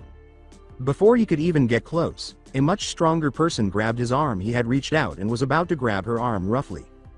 He was about to put the person he thought was his mate in her place when he paled and noticed a glare from someone he thought was his mate. He was suddenly pushed away by an invisible force that caused the nearby wall to crack. If I ever catch you trying to force yourself on anyone, I will cut off what makes you a man, no matter how small it already is. Am I understood? He said in a voice of controlled rage as he was shackling off his daze. Suddenly, he felt a blade aimed at his neck. After feeling the blade be pulled away, Kiba looked up in terror and quickly nodded and sighed in relief. However, he was fuming inside, thinking, how dare he deny me what's rightfully mine as an alpha? Hinata will be pleading with me to accept her as my mate, as she ought to be at this moment, after I demonstrate him by having him appear on the tests. Why did I react that way when I saw him moving in on Hinata? I must have just wanted to protect my teammate. Yeah, that's gotta be it, was Naruto's deep-seated thought as Kiba was having his inner tantrum. Sure kid, whatever you want to believe, but you know what they say, denial isn't just a river in river country. As he returned to his team, Naruto dismissed his tenant's comment. Before Naruto turned around and walked back towards where she and Sasuke were still standing after the mud was forcefully subdued, he turned around and smiled at Hinata, who was blushing profusely at being saved by her crush. The silver-headed genin said, "You rookies should probably calm down. This isn't a game, and drawing attention to yourselves can get you killed later down the line." Team 7 chose to listen in on the group after separating from the other groups for a while in order to strategize. "Oi! Who the hell do you think you are telling us to quiet down?" Kiba yelled at the young man, already agitated from being flung against a wall and denied what he saw as his. "My names are Kabuto and I'm what you would call a veteran of these exams," the silver-haired genin said, shaking his head and laughing at the dog trainer's arrogance. Sakura inquired, "So how many times have you taken this exam?" After giving his head a sheepish rub, Kabuto answered, "This will be my 7th time taking this exam." Shikamaru's eyes widened when he realized how difficult the exam was, and Kiba said, "Wow, you must suck." However, his bud-using teammate slapped him on the back of his head for being impolite. Embarrassed, Kabuto flushed a little. "That's Sensei's spy and chief medic Kabuto. He's really about Jonin level and his specialty is getting information from villages. That's why he's taken this exam so many times, since it's an easy way to get into enemy villages without suspicion, and to make sure he never passes he always forfeits before he enters the tournament stage," said the spiky-haired Uzumaki, as they whispered about the silver-haired exam veteran over with Team 7. Since each of his teammates' Dujutsu had already noticed that he was repressing his chakra, they nodded in agreement. Kabuto, who was back with the other group of genins, had just taken out a deck of cards and said, "These are my information cards.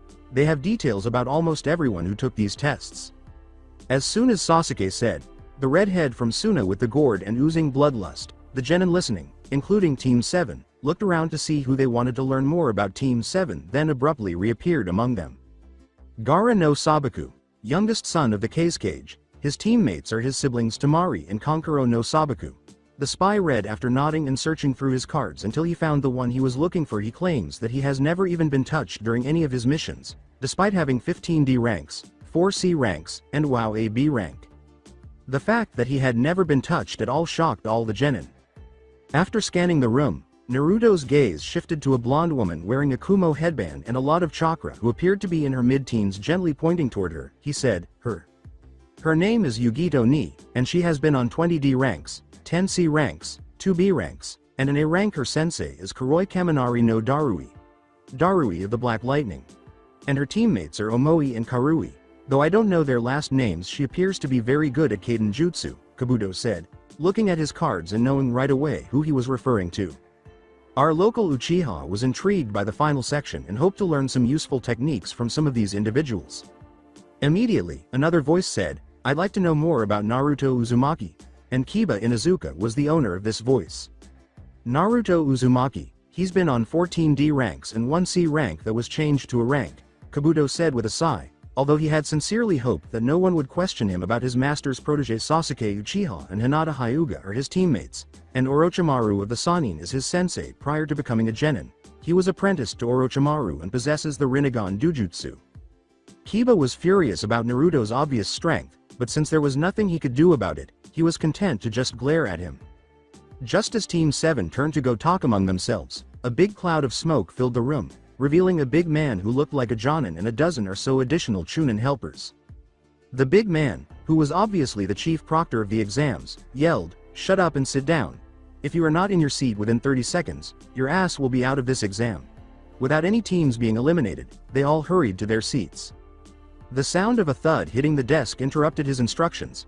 "All right, maggots, my names are Morino Ibiki, and I'll be the proctor for the first phase of the exam. The first test is a Rin exam." Everyone turned to look at the source of the sound, which was a clump of spiky blonde hair lying face down on the desk. Ibiki cleared his throat prior to continuing. "As I was saying, the tests are scored as a team, meaning that if anyone on the team fails, your whole team fails, and if get caught cheating 3 times, you're out of the exams." Naruto arched an eyebrow at this and started to plan his cheating strategy. After a few minutes, the tests were distributed. He saw that Sasuke and Hinata were cheating with their respective dojutsu before doing some hand seals beneath the desk and using the Rinnegan to perform a summoning technique to call forth a small chameleon. He subtly bit his thumb enough to draw blood. He was able to see everyone's responses in the room as he connected to the creature Rinnegan and sent the chameleon to the classroom ceiling. It is time to administer the final question of the exam. Taking the question is optional, but if you decide not to take it, you will be removed from the exams, Ibiki said as he approached the front after the test was finished and numerous teams had been removed, some more violently than others. The genin interrupted him by yelling things like, "Why wouldn't they take it?" and "They'd be stupid not to take it," among other things. But those who do take the question but get it wrong will never be able to take the Chunin exams again. Ibiki concluded his previous statement by raising his hand to signal everyone to stop talking. Even more yelling and protests about unfairness and that he can't do that broke out in the room as a result. But no one reading this seemed to care, did they? Teams' numbers drastically decreased as they started to forfeit in order to preserve their chances of making Chunin. Ibiki made the decision to inform the genin about the actual purpose of the test after a few minutes had passed and no one was left. "Those of you brave enough to stay, congratulations, you pass," he said. After a few seconds, there was a loud, "What?" yell. Ibiki laughed and started to say something else, but a black ball smashed through the window before he could finish. A banner that read, "The Sexy and Single Proctor Anko Midarashi," was held aloft by 2 kunai who emerged from the ball and lodged themselves into the walls as the ball unfolded. A sparsely dressed woman with purple hair wearing a tan overcoat and a fishnet shirt underneath was revealed. In addition, she had on a rather short skirt that accentuated her legs. "Wow, Ibiki, you allowed 23 teams to pass? You must be losing your touch," she said, turning to face the room. "They're just an amazing group of genin this year," Ibiki said, emerging from behind the banner. "We'll see, but in the next exam I'll be cutting these numbers in half," Anko said after chuckling. Everyone in the room started to perspire a little, but Naruto and Sasuke simply grinned and hoped for a good fight. It took them 30 minutes to reach the site of the second exam phase, where they were met by a high fence enclosing a forest of trees taller than any of them had ever seen, and beyond the fence they could hear animal cries and fierce growls. While some of the stronger teams were eager to challenge the forest's beasts, some of the weaker teams gulped as they got closer to the fence. Naruto grinned because he had spent a lot of time in this forest, particularly when he was practicing his sword skills, and he had come back several times because it was a great place to train seriously. Anko went on to say, "Each team begins with 1 scroll, either an earth or a heaven scroll. You have to take the other scroll from another team and carry both of them to the tower in the center of the forest. Have any inquiries? Not one? Okay, let's get started. To obtain your scroll and gate number, you must now complete these forms. Rejected?" After completing the forms and receiving an earth scroll, Team 7 proceeded to their designated gate, where they waited for approximately 15 minutes before hearing a horn and the gates opening. After a while of jumping through the forest, they came to a clearing and decided to rest for a little while, taking out their water and drinking it before putting it away again. After that, Naruto got up and went to use the restroom behind a tree. When he returned, he started to say, "Hey guys, wah." Sasuke interrupted him by hurling a kunai at him, which he had to avoid. "Whoa guys, it's me." Naruto made an effort to think. After simply rolling his eyes, Sasuke said, "Yes, I might believe you if that hadn't been one of the worst henge attempts I've ever seen. Naruto has 2 weapon pouches, not 1, and you also misread his eyes." The now exposed fake Naruto attempted to flee but was instantly immobilized when Hinata used her modified Jiyuken to shut him down. Then, with their scroll tucked under his arm. Naruto walked back, dragging the children's teammates along. It was another Earth scroll. They saw it was regrettably not the one they were searching for, but having a backup was always beneficial, and it meant that one fewer team would advance to the championship game. They resumed their journey, with Hinata occasionally searching for other teams with her Byakugan just as Hinata and her Byakugan were about to perform another sweep. 4 of the 5 Kumo teams that were there for the exams unexpectedly surrounded them. All 3 assumed their fighting stances as Sasuke and Hinata flared their respective dujutsu. With a lustful gaze on Hinata, one Kumo genin emerged and said, "Surrender and we will promise you won't be harmed, only taken back to our village and used to breed more of your Kake Genkei. So you want us to surrender willingly, to be taken back to your village for me and Naruto here to be milked for our seed and Hinata here subjugated to a fate worse than death?" asked Sasuke in a sardonic tone as Hinata shuddered a little as the boys glared. Naruto then began to laugh again at the ridiculousness of the request. The leader of the Kumo cried out, "You think you're smart, you little shits? Well, let's see how smart you are when we make you watch us rape your little teammate after we beat you too. Attack!" Alongside Naruto, even though the 3-leaf genin were vastly outnumbered, the dujutsus weren't thought to be the strongest for nothing. 4 adversaries had surrounded Naruto and now he was up against them. The Kumo nin all drew their blades, and he pulled out his sword, which gleamed in the light. He was also being fought by the Kumo nin's leader.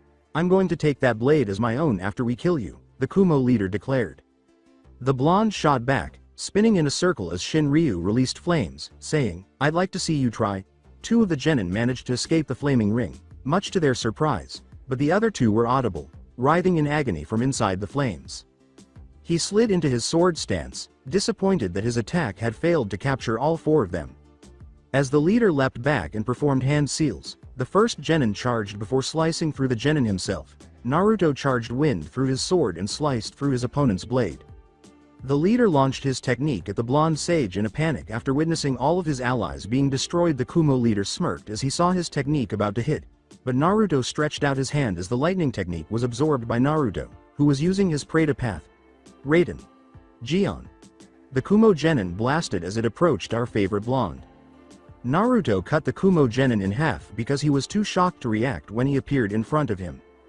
After scoffing, Naruto sheathed his blade and wiped the blood from it before settling in to wait for his teammates. Alongside Sasuke, when the 4 Kumo nin charged at once, Sasuke used his Sharingan to scan the enemies and jumped into the Uchiha Interceptor Fist. He dodged the 4 nin by using hand signals and then yelled, "Kaden! Great Fireball Jutsu!" Sasuke grinned because he would never have been able to make it big or quick enough to catch the guy if he hadn't been training with Orochimaru. 3 of the genin managed to escape, but 1 got caught in the huge sphere of fire. As they regrouped, the other 3 genin glared at him. If their apparent ease with one another was any indication, they were an original team. He returned to his Interceptor Fist style and got ready to fight them at close range. The 3 genin came at him at once, with one punching him in the head, the second sending an uppercut to his stomach, and the third sending a sliding kick to his knees. Sasuke grinned as his Sharingan read their moves flawlessly, jumping over the attacks of the second and third genin while deflecting the first one's punch and kicking him in the face, effectively knocking him out. In order to gain some distance from the other 2 genin, he backflipped away. After taking care of one, he had to immediately jump backward to avoid a lightning jutsu that one of the Kumo nin had launched, and when he landed, he had to block a punch from the other genin. Sasuke used his other hand to unseal a Fuma Shuriken and hurl it at the Kumo genin. When the Kumo nin saw the huge shuriken sailing straight at him, his eyes widened, and he had just enough time to lean back before the shuriken split him in 2. He failed to notice the smirk on Sasuke's face, though, as he pulled on some wires as the shuriken broke apart and the fragments all got stuck in the Kumo genin's back, causing him to collapse and cough up blood. The final genin appeared somewhat shaken upon witnessing his final teammate being brutally defeated, and he was so terrified that he unintentionally glanced at Sasuke in his Sharingan. The genin collapsed, his muscles no longer receiving any instruction to keep him upright, as Sasuke calmly approached him and stabbed him in the temple, causing the vines to suddenly wrap around him. Sasuke sighed and started to calmly walk toward where he felt Naruto was, smirking at the genin's foolishness for falling for such a simple genjutsu, even if the Sharingan made it stronger. Alongside Hinata, one of the 4 Kumo genin who were leering at her lecherously decided to speak up and licked his lips, saying, "Hey baby, if you cooperate we promise to go gentle." As she moved into her modified gentle fist style, which she liked to refer to as the gentle fang because it combined the gentle fist and the snake fighting style, Hinata felt a chill run up her spine, but she quickly shook it off. She immediately leapt to avoid being surrounded as the 4 genin charged at her, pushing her away from where she was and toward her new location. The first 2 genin tried to punch her, but he squatted down and hit her, effectively shutting down both of their legs, and she disabled their arms as they fell. She had to backflip over a lightning jutsu that one of the genin attempted to blindside her with as the 2 fell. She knew that she would have to use her new attack when the second one tried to dropkick her in the stomach while she was still in midair, and she was unable to avoid it. The Kumo Nin slammed into the dome and was flung around by it being torn all over, collapsing bloodily and unconscious as she started to spin while yelling, "Gentle step. Protection of the 64 palms. You little bitch." The final genin was glaring at her when her final opponent flipped through hand signals and then yelled Raiden.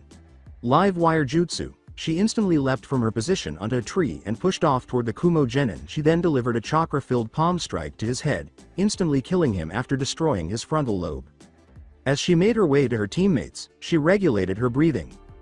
After removing the Kumo genin, the 3 Dujutsu practitioners had little to no difficulty reaching the tower. They were only hampered by a pitifully weak aim team that attempted to exhaust them with a pathetic genjutsu before using feeble illusion clones to defeat them. Hinata found them with her Byakugan in about 10 seconds, and Naruto pulled them from the tree with Bansho Tenon and knocked them out in another 10. They took their scroll to make it even more difficult for them to move on, if they could at all. After they figured out the puzzle on the wall, Naruto and Sasuke opened the scrolls, only to have them start smoking while being sealed. Knowing that his teammate most likely had a valid reason for doing so, Naruto recognized them right away as summoning seals and threw Sasuke away. Sasuke and Hinata instantly recognized their academy teacher, Iruka, as soon as a puff of smoke burst from the seals and cleared. Considering that the competition had only begun a few hours earlier, Iruka appeared quite surprised to see a team enter the tower already. Naruto and Sasuke grinned triumphantly, while Hinata blushed shyly at their former teacher's praise. "Yo," he said, smiling, "it's great to see a Konoha team finish so early, gives me some great expectations for later."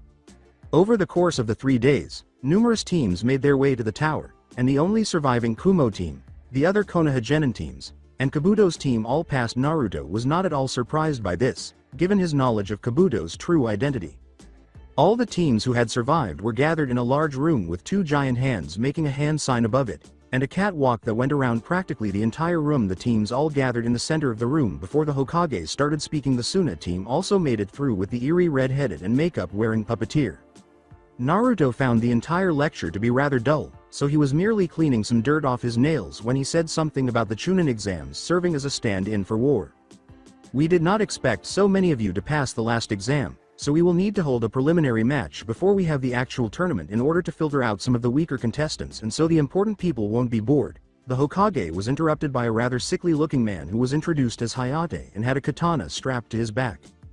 Sakura and Kiba, 2 genin, complained about the unfairness and the fact that some people had just arrived. Hayate merely gave them a quick glance before going on.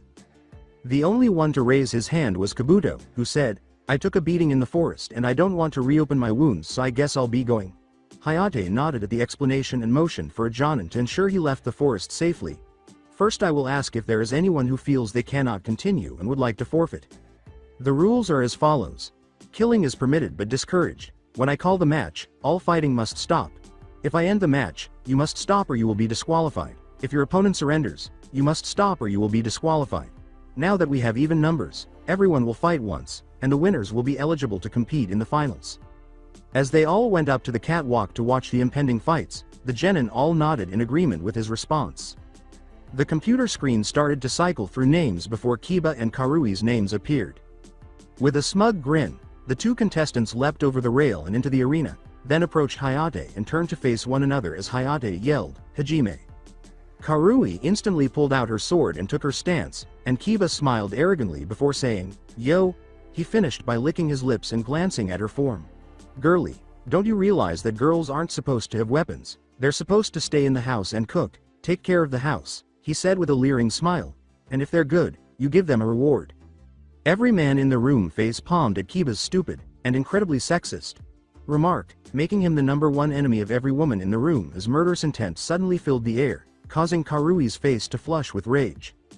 Karui started to channel lightning chakra through her sword, causing her hands to shake and her knuckles to turn white from clenching it.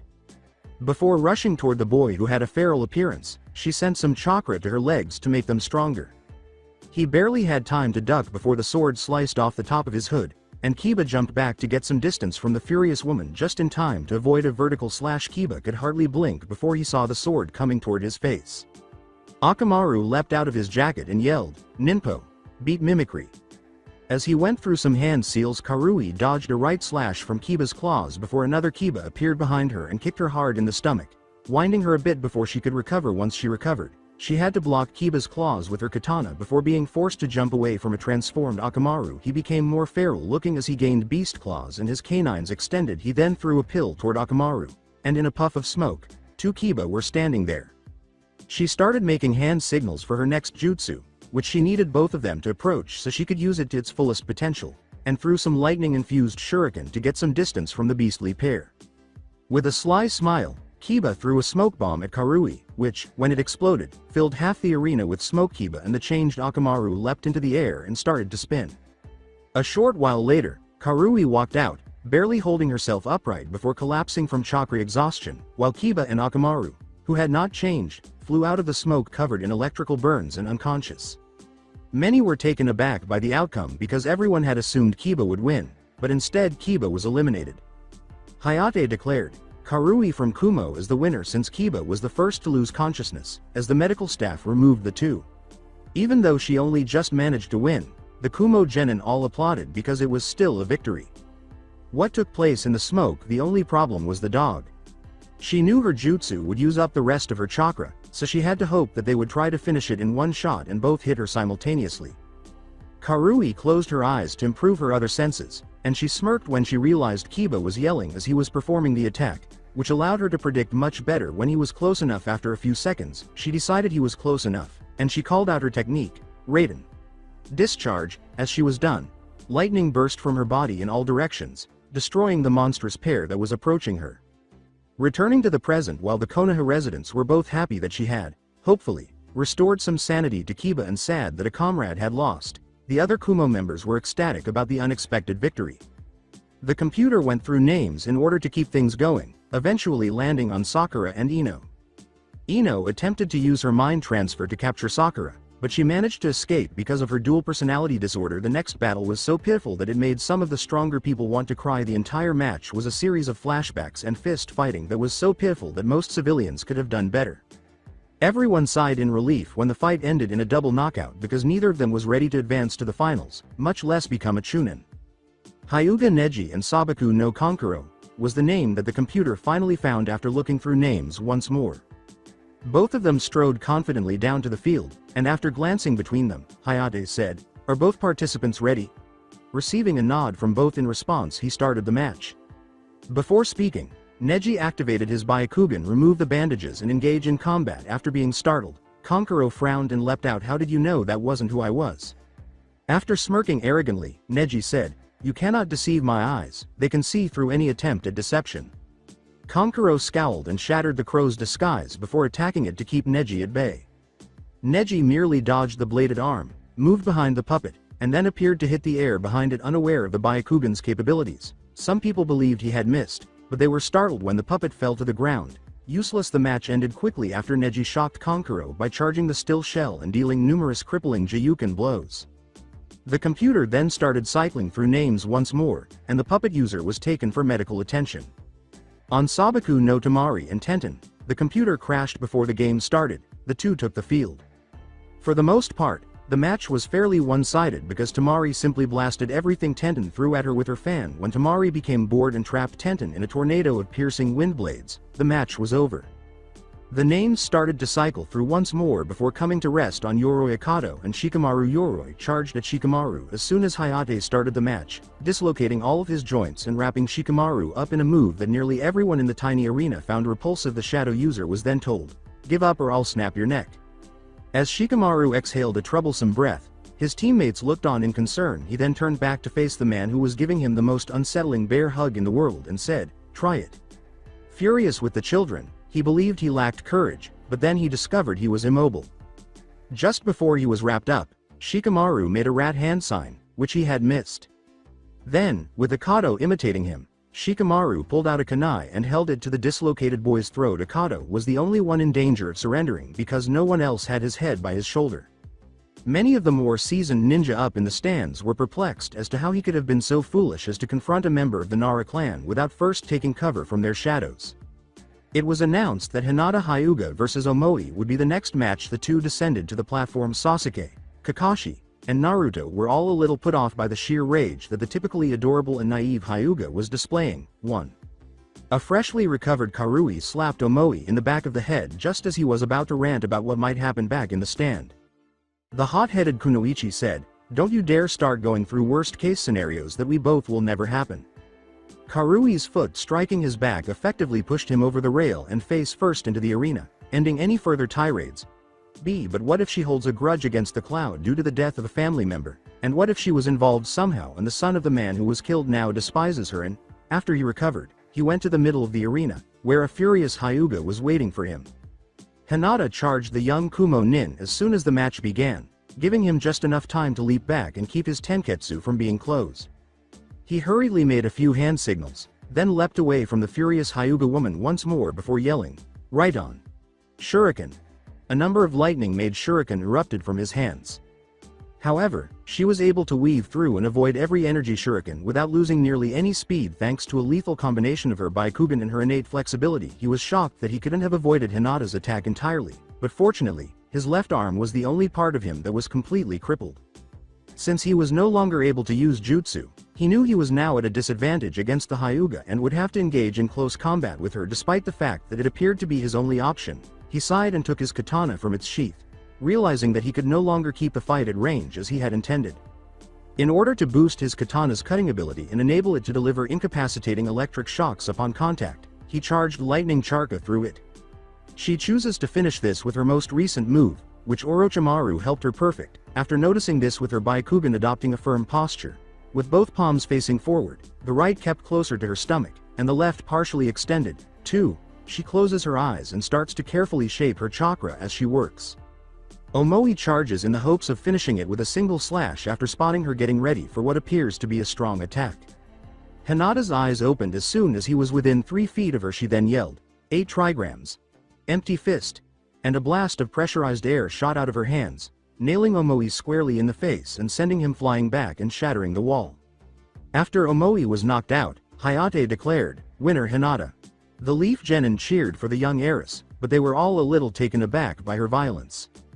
With the exception of the Cloud Ninja, who were all surprised that Omoi was defeated so quickly, the foreign shinobi showed no interest in her victory. Meanwhile, Karui pondered whether Omoi's digressions were, for once, accurate. Naruto was starting to feel a little nervous as he waited for his match. The computer went through the names once more before coming up with Shoji Akamichi and Naruto Uzumaki. Naruto leapt the railing and ran to his starting point as soon as his name was called. He was anxious to fight Naruto because he had witnessed him defeat some of the more talented members of his class and knew how strong he was. When Asuma noticed his student's anxiety, he leaned over and whispered in his ear, "If you win, I'll treat you to all-you-can-eat barbecue." Asuma said, "Barbecue." For the second time, Shoji roared with resolve and, like Naruto, leapt over the railing and ran to his starting position. Before coughing violently, Hayate gave a small laugh at their eagerness. He exclaimed, "Hajime," and leapt out of the way after he had recovered. Shoji instantly leapt back and exclaimed, "Ninpo." Expansion technique, as his entire body swelled in response to his K. Then, with his head and limbs tucked into his body, his chakra exploded, causing him to accelerate significantly. Naruto leapt to the top when he saw the meat tank speeding. He flipped in midair and withdrew several senbon before hurling them at Shoji. Because of the FA, the big-boned boys who spun the senbon quickly were simply knocked away without causing any harm. Shoji turns around for another charge after Naruto touches the ground again. Leaping backward, he positioned himself directly in front of one of the arena's walls. When he notices Shoji approaching, he swiftly tosses a kunai into the air and quickly replaces it, causing Shoji to crash into the wall without hitting his target. Shoji's rolling was nearly stopped by the wall, which gave Naruto the chance to rapidly fire senbon from his wrist-mounted launcher. The plump boy's back was punctured by the senbon after they found their mark. Because of his larger size, it took a few more seconds, but as he was about to charge Naruto once more, he felt his vision falter and then he passed out. Before the medical personnel removed the young Akamichi, Naruto took out a tiny syringe filled with the antidote and gave it to his former opponent Hayate, then declared the match in Naruto's favor. The computer began running names again, and the remaining fighters were all growing nervous. The competitors thought it would take forever for the computer to finally land on Shino Aburame and Yugito Ni. After glancing at the two young shinobi, Hayate yelled his customary, Hajime, as the two competitors made their way to the arena.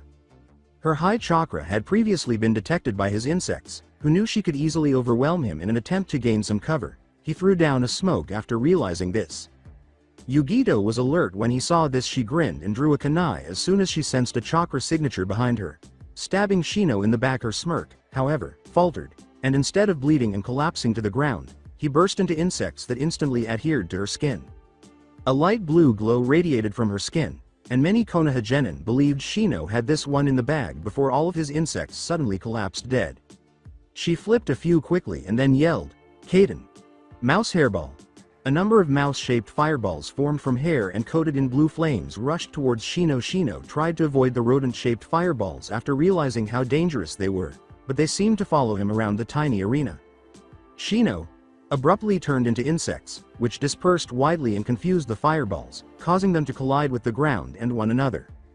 Yugito searched the arena but couldn't find him, so there was only one other place to look. She barely managed to avoid a swarm of insects that burst from the ground near where she had been before jumping onto the wall. She gritted her teeth. Frustrated by her enemy's lack of clarity, she made the decision to quit teasing. She completed a series of hand signals just as Shino reappeared to try to attack her with his bugs.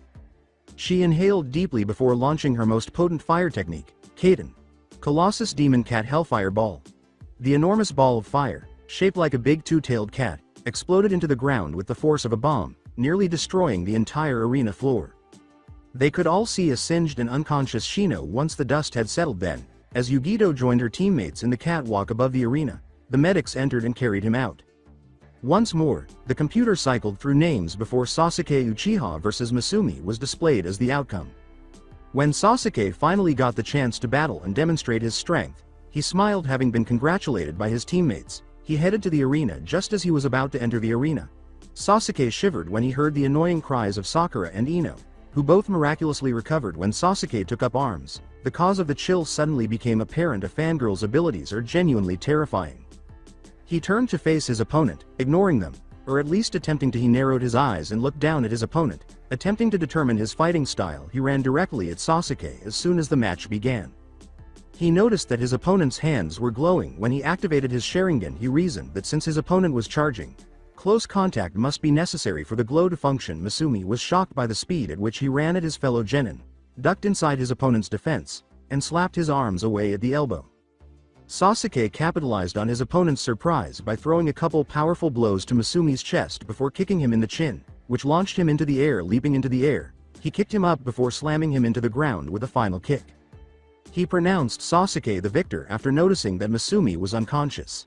The two remaining competitors went out to fight. After making their way back to the catwalk with a great deal of bloodlust, Gaara floated down on a platform of sand. Before jumping the rail down to the stadium and sprinting to the starting position, Lee yelled about youth. You can skip this battle and not miss much because it will essentially be the same as in the canon, but I'm still writing it because I'm not that lazy. As sand exploded from Gaara's gourd, Lee exploded from his position as Hayate yelled for them to begin in an instant. Lee was behind Gaara, kicking the sand shinobi in the back. However, a wall of sand formed instantly to block the kick. Lee made multiple unsuccessful attempts to strike Gaara before leaping back from the murderous Jinchuriki. Lee. Take them off, yelled Guy, but you said only to do that when I'm protecting my precious people, Lee asked, looking at his sensei in shock. With his trademark, good guy pose, Guy replied, I'll let it this time. Pulling 2 bars out from under his leg warmers, he leapt on top of the enormous statue of the rat seal. When confronted with Gaara, the sand ninja laughed at him, believing that losing a few pounds would make a difference. But when the bars struck the ground, creating craters where they fell, the whole stadium was left gaping in disbelief. Now that he had more freedom to move, Lee grinned broadly and launched himself at Gaara even more quickly than before. Gaara was hurled into a nearby wall because her sand was unable to respond in time. The fact that someone had actually managed to hit Gaara left all of the sand shinobi in attendance in shock. To Lee's surprise, Gaara got back up, but everyone saw that his face was beginning to crumble and fall away, revealing that he had a layer of sand covering his skin that served as armor. Lee ran at Gaara and kicked him into the air, taking advantage of the fact that he was still somewhat stunned from the impact, launching a barrage of kicks at Gaara and opening the first gate. The strain the gates were placing on his muscles caused him to falter for a moment. He wrapped the sand shinobi in bandages and smashed his head into the ground. After kicking him, he jumped back, gasping for air, and watched in horror as the Gaara he believed he had defeated vanished into the sand and the real Gaara emerged from the earth. Lee soon found his arm and leg stuck in sand as a result of the strain on his muscles and Gaara's increased aggression after being hit as the sand crushed his arm and leg. Gaara watched icily as he muttered, "Sand funeral." Before Guy blasted it away, the sand started to creep over the rest of his body. Gaara appeared perplexed and irate at the man preventing him from killing the shinobi dressed in green. As Guy gave him a serious look, Gaara yelled, "Why are you protecting him?" "Because he's my dear student." Before turning around and heading back up to the platform, Gaara appeared to scoff. The mutilated genin was swiftly transported to the medical wing by the medics. They summoned the last of the genin back down into the arena. "All right, maggots, come and take a paper from the box and read the number out loud. Once everyone is done, you will all be escorted out of the forest," said Anko as she walked down holding a box. The other genin descended and read them off after drawing a number from the box. Naruto. 1 Hinata. 4 Sasuke. 6 Neji. 2 Gaara. 5 Temari. 8 Karui. 7 Yugito. 3 Shikamaru. 9 Hayate went on to say, "The matches will be as follows. Naruto Uzumaki vs Neji Hyuga in the first round, Hinata Hyuga vs Yugito Ni in the second round, Gaara no Sabaku vs Sasuke Uchiha in the third round, Karui vs Temari no Sabaku in the fourth round, and Shikamaru Nara vs the winner of the first round." This concludes the preliminary exam. You have 1 month to train before we meet up at the stadium in precisely 30 days. Good luck, said the Hokage. Naruto grumbled that the sun was glaring through his cheap blinds on his one and only day off before he trained for the Chunin exam, and blearily opened his eyes to the morning sunlight that was peeking through his shades and happened to get him right in the eye. He muttered curses under his breath for being too cheap and lazy to go buy and install some new ones, and after slowly getting out of bed, he was able to take a shower and get ready for the day. Since Hinata was corrupting the sacred gentle fist that had been passed down in their clan for generations, with her style that supported her body style more, he knew that Kakashi had taken him to practice using his new Sharingan eyes and to learn a technique to pierce Gaara's sand as a result. Anko was helping her learn more about poisons and how to fight more effectively with her new style. They attempted to have her branded at one point, arguing that there must be another, more capable heir. Neji was unable to challenge her because he already had a caged bird seal on his head, leaving Hanabi the only one who could ever defeat her older sister in a fair match, as she was now. Naruto was clearly mocking of the foolishness of some of those big clans at times. Although Naruto was aware that the main family was putting a lot of effort into helping Hanabi outshine her older sister, they were still unable to match the genius of Sannin Orochimaru as a teacher. Though Naruto was not an expert on bathhouses, he was fairly certain that they were not supposed to have old men with spiky white hair standing on an abnormally large toad and pressing his face against the fence. He started wandering around the village and eventually found himself in the area of the bathhouse. Before he decided to have a little fun, he was face-palmed when he realized who it was, since he hadn't made much progress with his new path and didn't want to risk blowing the entire bathhouse to the moon. He chose to use his diva path and used a gentle Shinra Tensei to make the bathhouse wall collapse, exposing the pervert to the world. Naturally, he first hid himself before witnessing his godfather ruthlessly mauled by a dozen enraged kunoichi and even a few civilian women. Even though he completely understood their reaction, he was still perplexed by how completely nude women without any clothes, towels, or other belongings obtained frying pans, for civilian women, and kunai, for the kunoichi, to use against his godfather. After thinking about this strange event for 5 more minutes, he decided that he should probably scrape the remnants of his godfather off the sidewalk so that no one might unintentionally ruin their shoes with his blood. He dragged him off the sidewalk and threw him into a chilly lake, where Jiraiya spewed and cursed at the cold water as she abruptly leapt out, completely healed, I might add, another thing that greatly perplexed Naruto. He looked up, saw who was in front of him, and then yelled, "Gaki! How could you have thrown me into this water?" "To wake you back up, since you had been turned into pervert paste by those women who caught you peeking on them in the bathroom," Naruto said, rolling his eyes at his pervert of a godfather. In order to prevent any women from hearing Naruto and beginning another round of beating the pervert, Jiraiya swiftly covered his mouth. Before shifting the topic, Naruto pushed Jiraiya's hand away from him and gave him a sardonic look. "Shush, not so loud, brat, you never know who's listening. Have you learned anything about the new path I woke up?" In order to use it as a trump in the finals, I would like to learn more about it. After smiling, Jiraiya took a scroll from his sleeve and threw it to Naruto, saying, "That scroll contains all the information I was able to learn about it. I would stay to assist, but regrettably, I was recently contacted by one of my contacts in my spy network, so I'll let Orochimaru handle it. I also gave him a copy Naruto, until I can come check on you again. See you." The Toad Sage then vanished in a cloud of smoke, indicating that he had been summoned somewhere in reverse. He opened the scroll and started reading, rolling his eyes at his godfather's antics.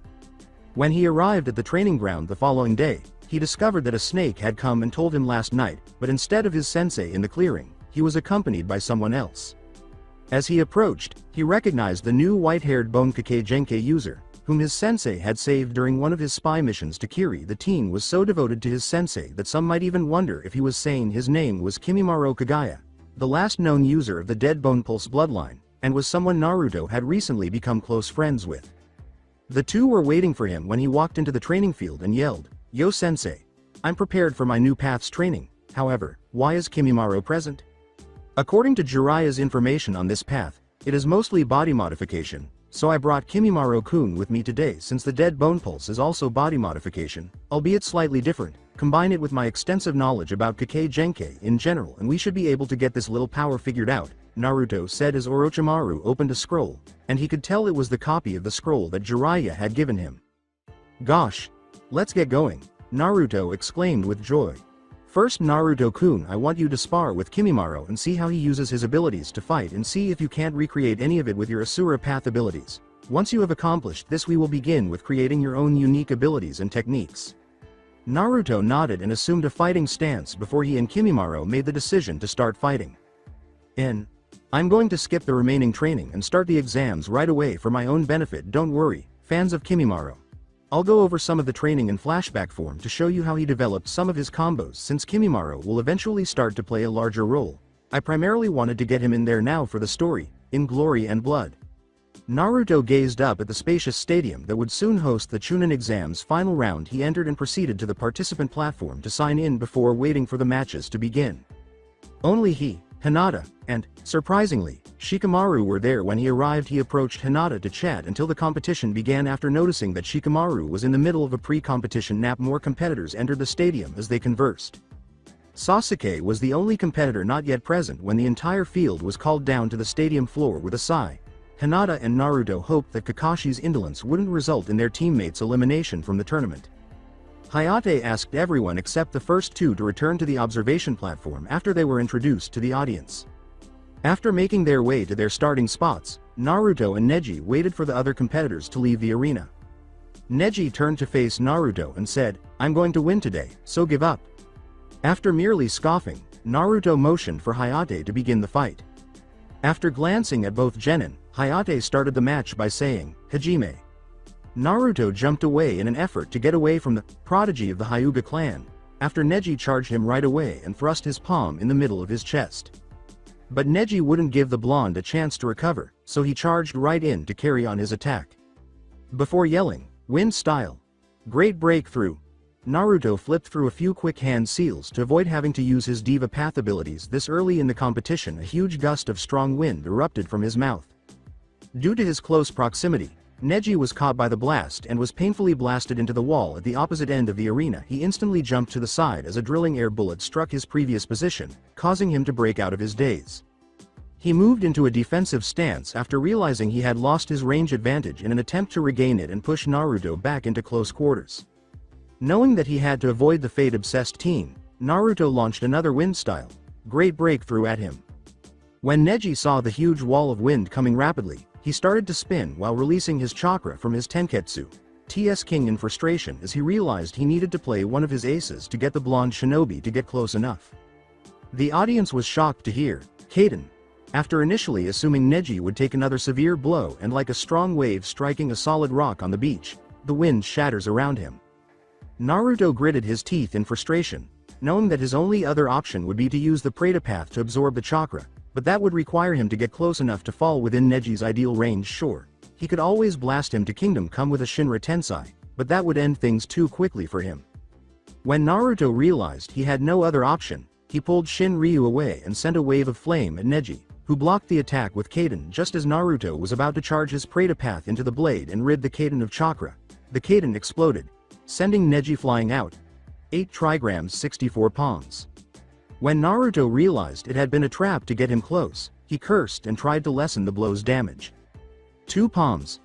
Naruto was able to block one with Shin Ryu but the other hit him in the chest. 4 palms. 8 palms. Naruto was having more and more difficulty blocking the rapidly increasing strikes. 16 palms. 32 palms. At this point Naruto couldn't keep up anymore and was sent sprawling by Neji, who finished with a shout of 8 trigrams. 64 palms. When Neji saw Naruto lying on the ground, he looked up at the proctor and said, "He won't be getting up," called him off, but was interrupted by Naruto's laughter. "Ha ha ha ha ha ha ha. You think that I would have fought you without something to counteract my tenketsu being blocked?" As he got up perfectly. In denial that his trump card had been dismissed as though they had been a serious tap, Neji yelled, "How? I executed that move perfectly. You shouldn't even be able to move right now. It's quite simple. My Asura path allows me to change my body to form mechanical armor. I simply transformed my ribs to a steel plate and my arms to mechanical ones. This removed or blocked almost all of my tenketsu, making your attack near harmless," Naruto said. Thanking Kimimaro in silence for teaching him how to change his bones into different shapes, Naruto smiled before turning his arm into a robotic limb. Knowing that the same trick wouldn't work again, Neji gritted his teeth as he was put in an unfavorable position. Before he could activate his Asura path, Naruto swiftly channeled tiny amounts of Kyuubi chakra to reopen the few tenketsu Neji was able to close. Not wanting to lose, Neji charged the blonde once more. Naruto, not wanting to play with Neji any longer, fired a barrage of missiles from his arm. When it detonated, it showed a panting Neji in the middle, with markings that showed everyone that he could use Kaden to avoid damage, but that he needed to use the majority of his chakra to shield himself from the harm. Neji's low chakra levels and personal fatigue led to the deactivation of his Byakugan. Naruto shunshined behind Neji and quickly chopped the back of his neck to knock him out, not wanting to expend any more energy than necessary. After examining Neji's body, the proctor exclaimed, "Winner! Uzumaki Naruto," and the audience cheered for the blonde. He waved as he returned to the platform of the contestants. His female teammate congratulated him on his victory and gave him a hug. Before realizing she was still holding him, she blushed and then moved away. Naruto thought, "She looks kind of cute like that. Wait, what?" as he grinned and thanked her. "From where did that originate? Stop having strange thoughts about her. She's just a good friend and teammate." Kurama laughed inside his cage and said, "Sure kid, whatever floats your boat." As Hinata made her way down to the ring, Naruto shook himself out of his reverie and wished her luck in her match. After blushing, she thanked him and leapt to the arena. The Raikage complained, "TCH, I was hoping to see the blonde brat use more of his Rinnegan abilities." The cages were talking about the matchup in the cage booth. Hiruzen laughed as he said, "Naruto doesn't like relying too heavily on his Rinnegan, specifically his Diva path. He says it ends the battles too quickly and just pointing at people and sending them flying isn't very fun. He is very skilled, but my son Gaara shall win this tournament," said the cage this time. The Raikage laughed, "Nonsense, Yugito will be the victor. She is one of our most promising genin and her squad has been trained by my brother himself." With a slight lift of their eyebrows, the other cages said, "Oh, Killer Bee took on students? This next match should be rather interesting since Hinata is one of Orochimaru's students and our most promising up-and-coming kunoichi. Then this next match should prove most interesting," said the cage with a smile. But when she noticed her opponent wearing a Kumo headband, her face darkened. She instructed the proctor to begin the match so as not to waste any more time because of what the Hyuga girl had done to her teammate during the preliminary round. Yugito's eyes narrowed. "Kaden! Mouse hairball!" she yelled, leaping back, aware of the Hyuga's lethal taijutsu similar to her battle with Shino. Hinata was attacked by a number of mouse-shaped hairballs covered in bluish fire. She sped forward, charging chakra to her hands and narrowing her now activated Byakugan. She charged forward, cloaking her hands in a bluish chakra. The chakra on her hands changed into what appeared to be lion heads as she called out, "Gentle step! Twin lion fists!" As she finished the last stage of her new jutsu, seeing the fireballs that were about to strike her, she proceeded directly toward the female blonde Jinchuriki, using her new technique to punch out the fireballs and steal their chakra. 1. Seeing her favorite jutsu so easily defeated, as though she were just swatting away flies, startled Yugito a little. When she realized she was only a few seconds away, she adjusted by using some of Matabi's chakra to lengthen and sharpen her nails in preparation for close quarters fighting. The battle was a sight to behold. The two females were almost inhumanly flexible. All thrusts, kicks, punches, and jabs were avoided or blocked. It appeared to be a dance. Hinata eventually used her Byakugan to her advantage, landing a powerful blow to the Kumo girl's stomach that sent her flying. Yugito got to his feet and coughed up blood as she nodded and thanked her Biju for the information. She realized that she should avoid this girl. Kitten, be careful. That attack did more than just steal some of your chakra, it also attacked your internal organs. I was able to heal the damage, but be careful. When Hinata saw Yugito get back up, 3, she smiled and rushed to her to carry on her attack. However, Yugito would not have it. She threw a huge ball of blue fire at the Hyuga girl, who immediately rolled aside, only for Yugito to stand directly in front of her with a blue flaming fist. When the fist struck Hinata, she exploded in the water. When was a Mizu Bunshin? Many people were asking the same question up in the stands, so Enko decided to speak up. She smirked and said, Hinata's about to finish this. When the Kumo chick shot the fireball, she made a Mizu Bunshin to distract her since she could see past the flame with her Byakugan and she could tell Yugito was coming around to blindside her. With a cry of 8 trigrams 64 palms, Hinata exploded out of the ground right after the Mizu Bunshin burst, her hands still in the lion-shaped chakra shrouds. Yugito was stunned and helpless as she was struck by one crippling blow after another. 2 palms, 4 palms, 8 palms. At this point, Yugito was coughing up blood, but Hinata persisted. 16 palms, 32 palms, 8 trigrams, 64 palms. Yugito took a final, strong blow that sent him flying into the arena wall, where he sustained a significant dent.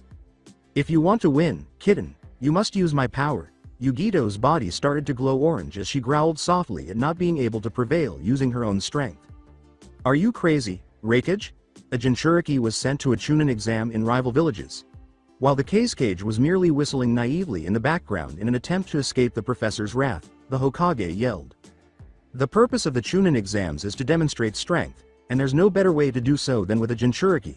The Raikage grunted. Yugito was the only suitably qualified shinobi who could compete against your Rinnegan boy.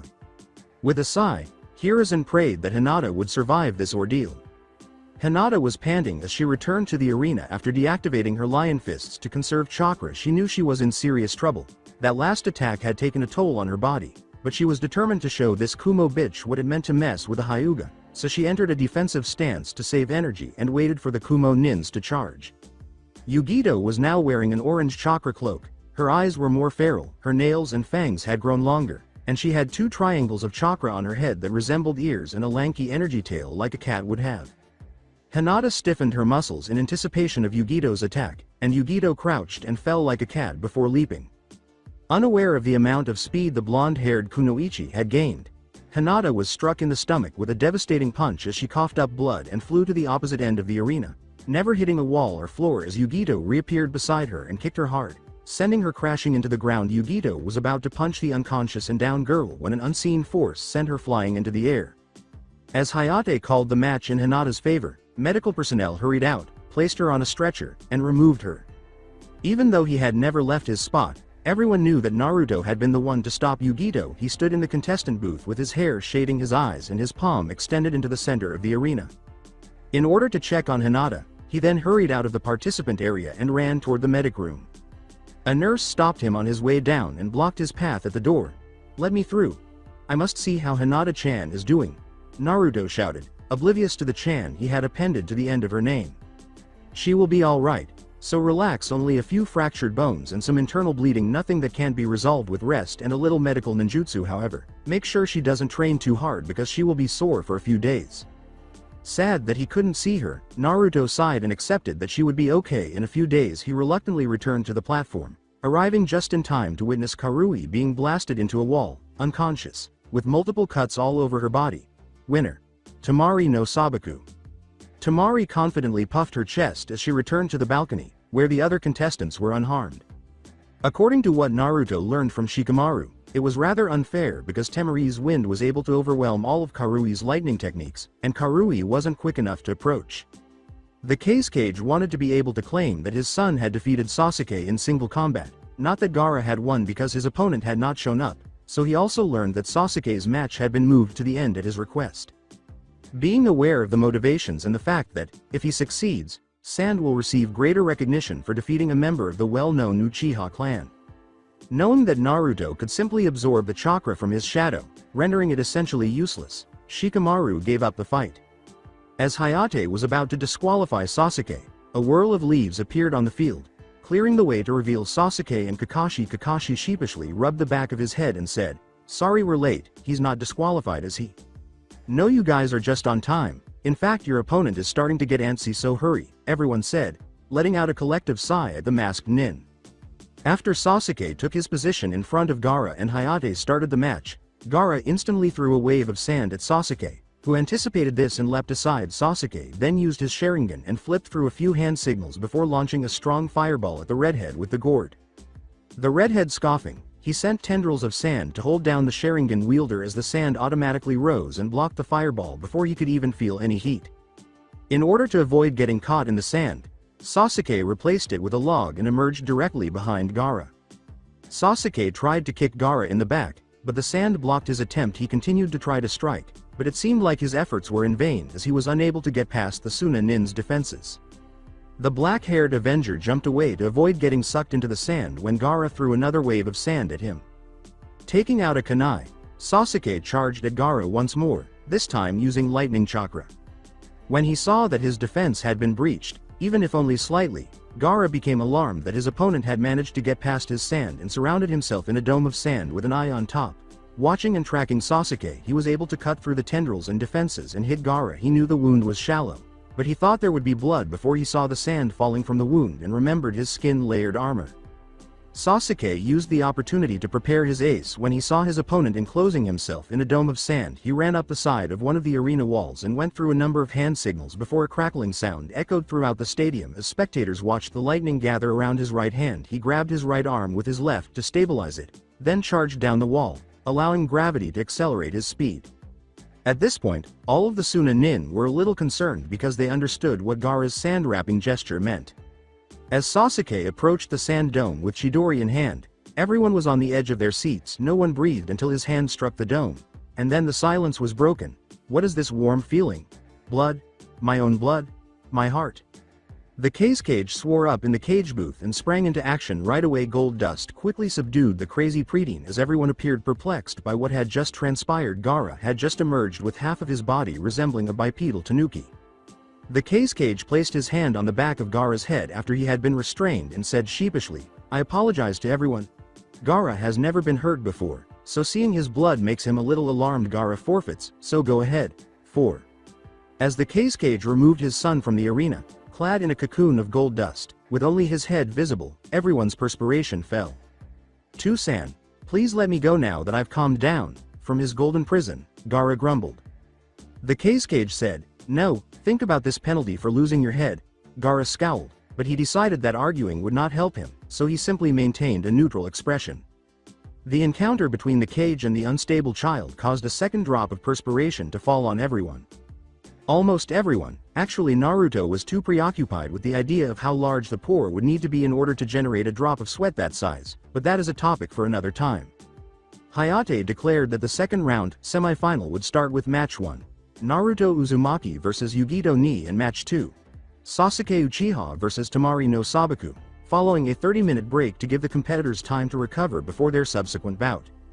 Naruto and Sasuke went to check on Hinata again during the intermission. They were permitted to see her this time, but she was asleep, so they let her sleep. Orochimaru was also present to check on Hinata. They went back to the participants' booth after the doctors reassured them that she was getting the best care available and would fully recover. Naruto was called down to the arena to start his match after they had stretched to ensure their bodies were loose for their bouts. After eliminating Shin Ryu, Naruto leapt to the arena and confronted Yugito, squinting at the person who had injured his Hinata-chan. Did he just say, his Hinata? And shaking it out of his head to avoid being sidetracked during the battle. "Kid, just as a warning, since you're still young and mastering your diva path, if she has learned to enter her second stage transformation, she may be able to overcome your Shinra Tensei depending on how powerful you make it." 5. Naruto decided to end this quickly and aimed his sword at his fellow Jinchuriki. Since she is only the two tails Jinchuriki, she may be able to enter her second stage, and there are too many people around to use that, so exercise caution. As the number of tails increases, it becomes more difficult to control. As Hayate began the match, Naruto nodded to Kurama and prepared himself. charging at Yugito and swinging Shin Ryu while letting out a lot of wind-powered flames. When Yugito saw this, he instantly released some Biju chakra and a huge ball of blue fire, which collided with Naruto's and caused a huge explosion in the center of the arena. In her last match, which turned out to be more challenging than expected, Yugito was forced to play too many cards that she didn't want to play, so she knew she needed to start going all out if she wanted to have a chance of winning this. She used her Biju chakra to strengthen and lengthen her nails before charging Naruto through the smoke and flames, to which she was largely immune. Naruto obviously anticipated this, though, as she found herself changing direction in midair after colliding violently with the wall. Fortunately, some Doten users had arrived during the intermission and repaired all the damage, reducing the possibility that she would be blasted out of the arena entirely. When Naruto saw his Shinra Tensei succeed, he tested her strength and speed by sending 3 clones with the Rinnegan after her Yugito recovered quickly because her cloak healed her, and she was able to defeat the clones with relative ease. She was in a 2-tailed cloak stage, and Naruto had to finish this before she entered her second stage. He scowled as he saw what had happened and regained their memories after they dispelled. The golden dragon on Shin Ryu briefly flashed blue before turning back to gold as he absorbed the flames from the ground into his sword. Since Yugito appeared to be prepared to go again, he decided to give this some more thought later. After briefly stabbing Shin Ryu into the ground, Naruto flipped through a number of hand seals before launching a storm of wind blades at the Cloud Kunoichi. She instantly countered the wind attack with a fire attack that consumed all of the wind blades. She smiled as the now improved wind attack blasted its way towards Naruto, forming a giant wall of flame, until the fire simply dispersed, leaving Naruto to stand there with his sword extended and pointing in her direction.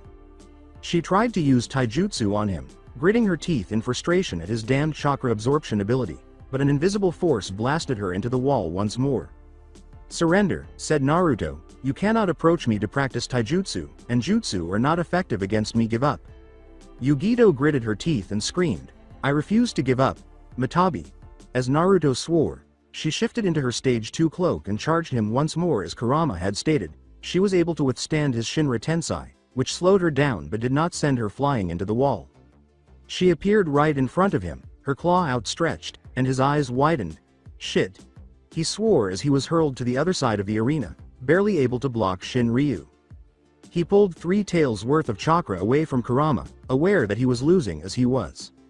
Now that he could respond to her attacks, he jumped away from her punch, which shattered the ground, and her next attack missed by a mile. As the 2 Jinchuriki engaged in combat, the cages became increasingly alarmed and hoped that nobody would be gravely injured. After using wind chakra to charge Shin Ryu, Naruto was able to slash at Yugito and drain some of her demon chakra. She launched a huge fireball at him, realizing that she needed to get away from him. Naruto reabsorbed the chakra from the attack, but he knew it was only intended to keep him from following up. She seemed to have forgotten that he was capable of more than just repulsing objects, and he extended his hand once more. Cursing herself for forgetting that he can attract things, Yugito braced herself, expecting to feel herself being pushed back, but was taken by surprise when she was pulled toward her blonde opponent, who then punched her into the ground and sucked off a significant amount of chakra, reducing her back to stage 1. She instantly broke his hold and leapt away to prevent her cloak from becoming weaker. She attempted to regain her second stage, but Naruto was not having any of it. He sent a focused Shinra Tensei at her, courtesy of Shin Ryu, which struck her in the gut with such force that it probably would have knocked her out or even killed her if she hadn't had her Biju cloak activated.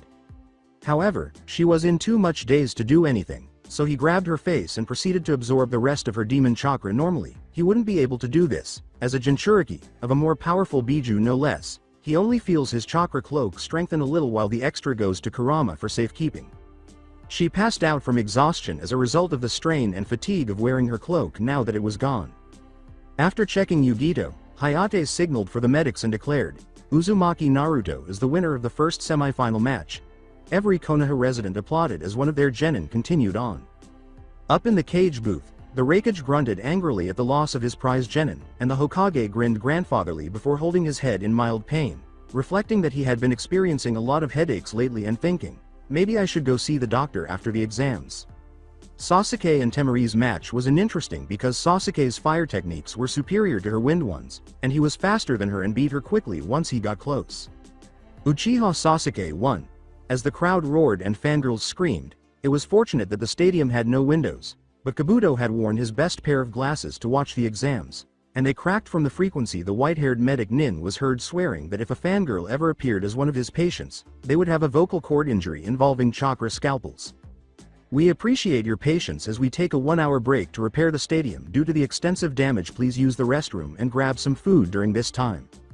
As they awaited the start of the final match, Naruto and Sasuke stood across from one another. As the remaining spectators sat down, Hayate moved between the two contestants, Hajime. Without hesitation, Sasuke flew in Naruto's direction to use taijutsu on him. I can use taijutsu on him as long as he doesn't use his diva path, which is good because I get the impression that he wants to enjoy this fight, but ninjutsu is useless against him. As he believed, Naruto decided to use taijutsu with the final Uchiha rather than send him flying. Naruto ducked under Sasuke's punch to the blonde's head and kicked Sasuke in the side. He was able to leap over and try an axe kick toward his teammate who was wielding a Rinnegan. After spotting the kick with his Sharingan, Naruto rolled away from the force that caused the ground to crack. Throwing a bunch of shuriken at Sasuke, Naruto leaps away. Sasuke uses a kunai to block every shuriken, but Naruto surprises him by kicking him in the side. Sasuke is launched into the air before he can recover and get back on his feet because he was not given enough time to block. Before yelling, "Kaden! Great fireball!" as a huge ball of fire erupted from his mouth, Sasuke flipped through hand seals. "He should be aware that ninjutsu is useless against me," Naruto said, raising an eyebrow at his teammate. He was nailed from the side by a kick to the back of his head just as he was starting to absorb chakra from the technique, resulting in him being thrust directly into the assault. He still absorbed it before he could sustain any harm, so it was all for nothing. He looked around and saw that a second Sasuke had appeared. After a moment of confusion, he understood that he must have created a shadow clone and made it disappear. He drew my attention with the jutsu so the clone could approach and blindside me. With a curse, Sasuke hoped the kick would have been sufficient to cause Naruto to lose his concentration on absorption and launch an attack. He was aware that his blonde teammate couldn't be defeated by a simple kick to the head. Naruto got to his feet, smiling. This was enjoyable. He doesn't just Shinra Tensei everything because of this. Seeing people's faces when they are sent flying for no apparent reason is amusing the first few times, but like anything else, it becomes monotonous after a while. Naruto feels a pulse coming from his sword. As he draws it, he shouts, "Roar Shin Ryu!" As he raises his sword toward the sky, feeling some information enter his head at that moment, a torrent of flame erupts from the tip, and 8 medium-sized dragons made of blue fire start to split off from the main torrent and fly in the direction of Sasuke. He leaps away from the charging dragons, cursing at the new attack, only to be startled when they turn back toward him. Sasuke leaps onto the wall and starts to flee from the obstinate dragons while cursing. This attack is remarkably similar to the one the Nibi Jinchuriki frequently used. After absorbing the fire from the Nibi no Bakaneko, the normal flames, despite not changing color, seem to have gotten more powerful as well. Orochimaru stares at the display in astonishment and curiosity before realizing what had happened. The sword must evolve as it absorbs more powerful flames. I wonder what would happen if he absorbed some of the Amaterasu flames. Sasuke is too busy avoiding the constant assault. By pulling out some shuriken, he defeats 4 of the dragons. He can now break through a few hand seals with a little more breathing room before yelling, "Doden! Earth Rising Wall!" The dragons strike the barrier and detonate, destroying the wall but sparing Sasuke from being pursued. With his sword's new power, Naruto was beaming from ear to ear. Naruto charged at his Uchiha teammate after realizing that Sasuke had escaped his dragons. Sasuke, who was a little exhausted from avoiding the fiercely determined fire dragons, could hardly stop Naruto's katana slash in time. Sasuke took out a second kunai and engaged Naruto in a kenjutsu duel, grinning at the way the fight was going. Since Naruto had a better weapon and had been studying for a longer period of time, he realized he was losing ground quickly. He silently thought to himself, "I need a weapon," and leapt away. A katana?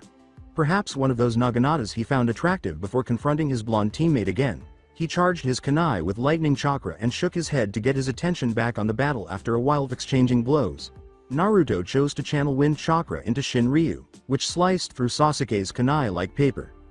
Sasuke leapt away and started going through hand seals. He was aware that if this didn't work, he would be too physically worn out and out of chakra to fight any longer. The stadium echoed with the chirping of thousands of birds as electricity sparked from his hand.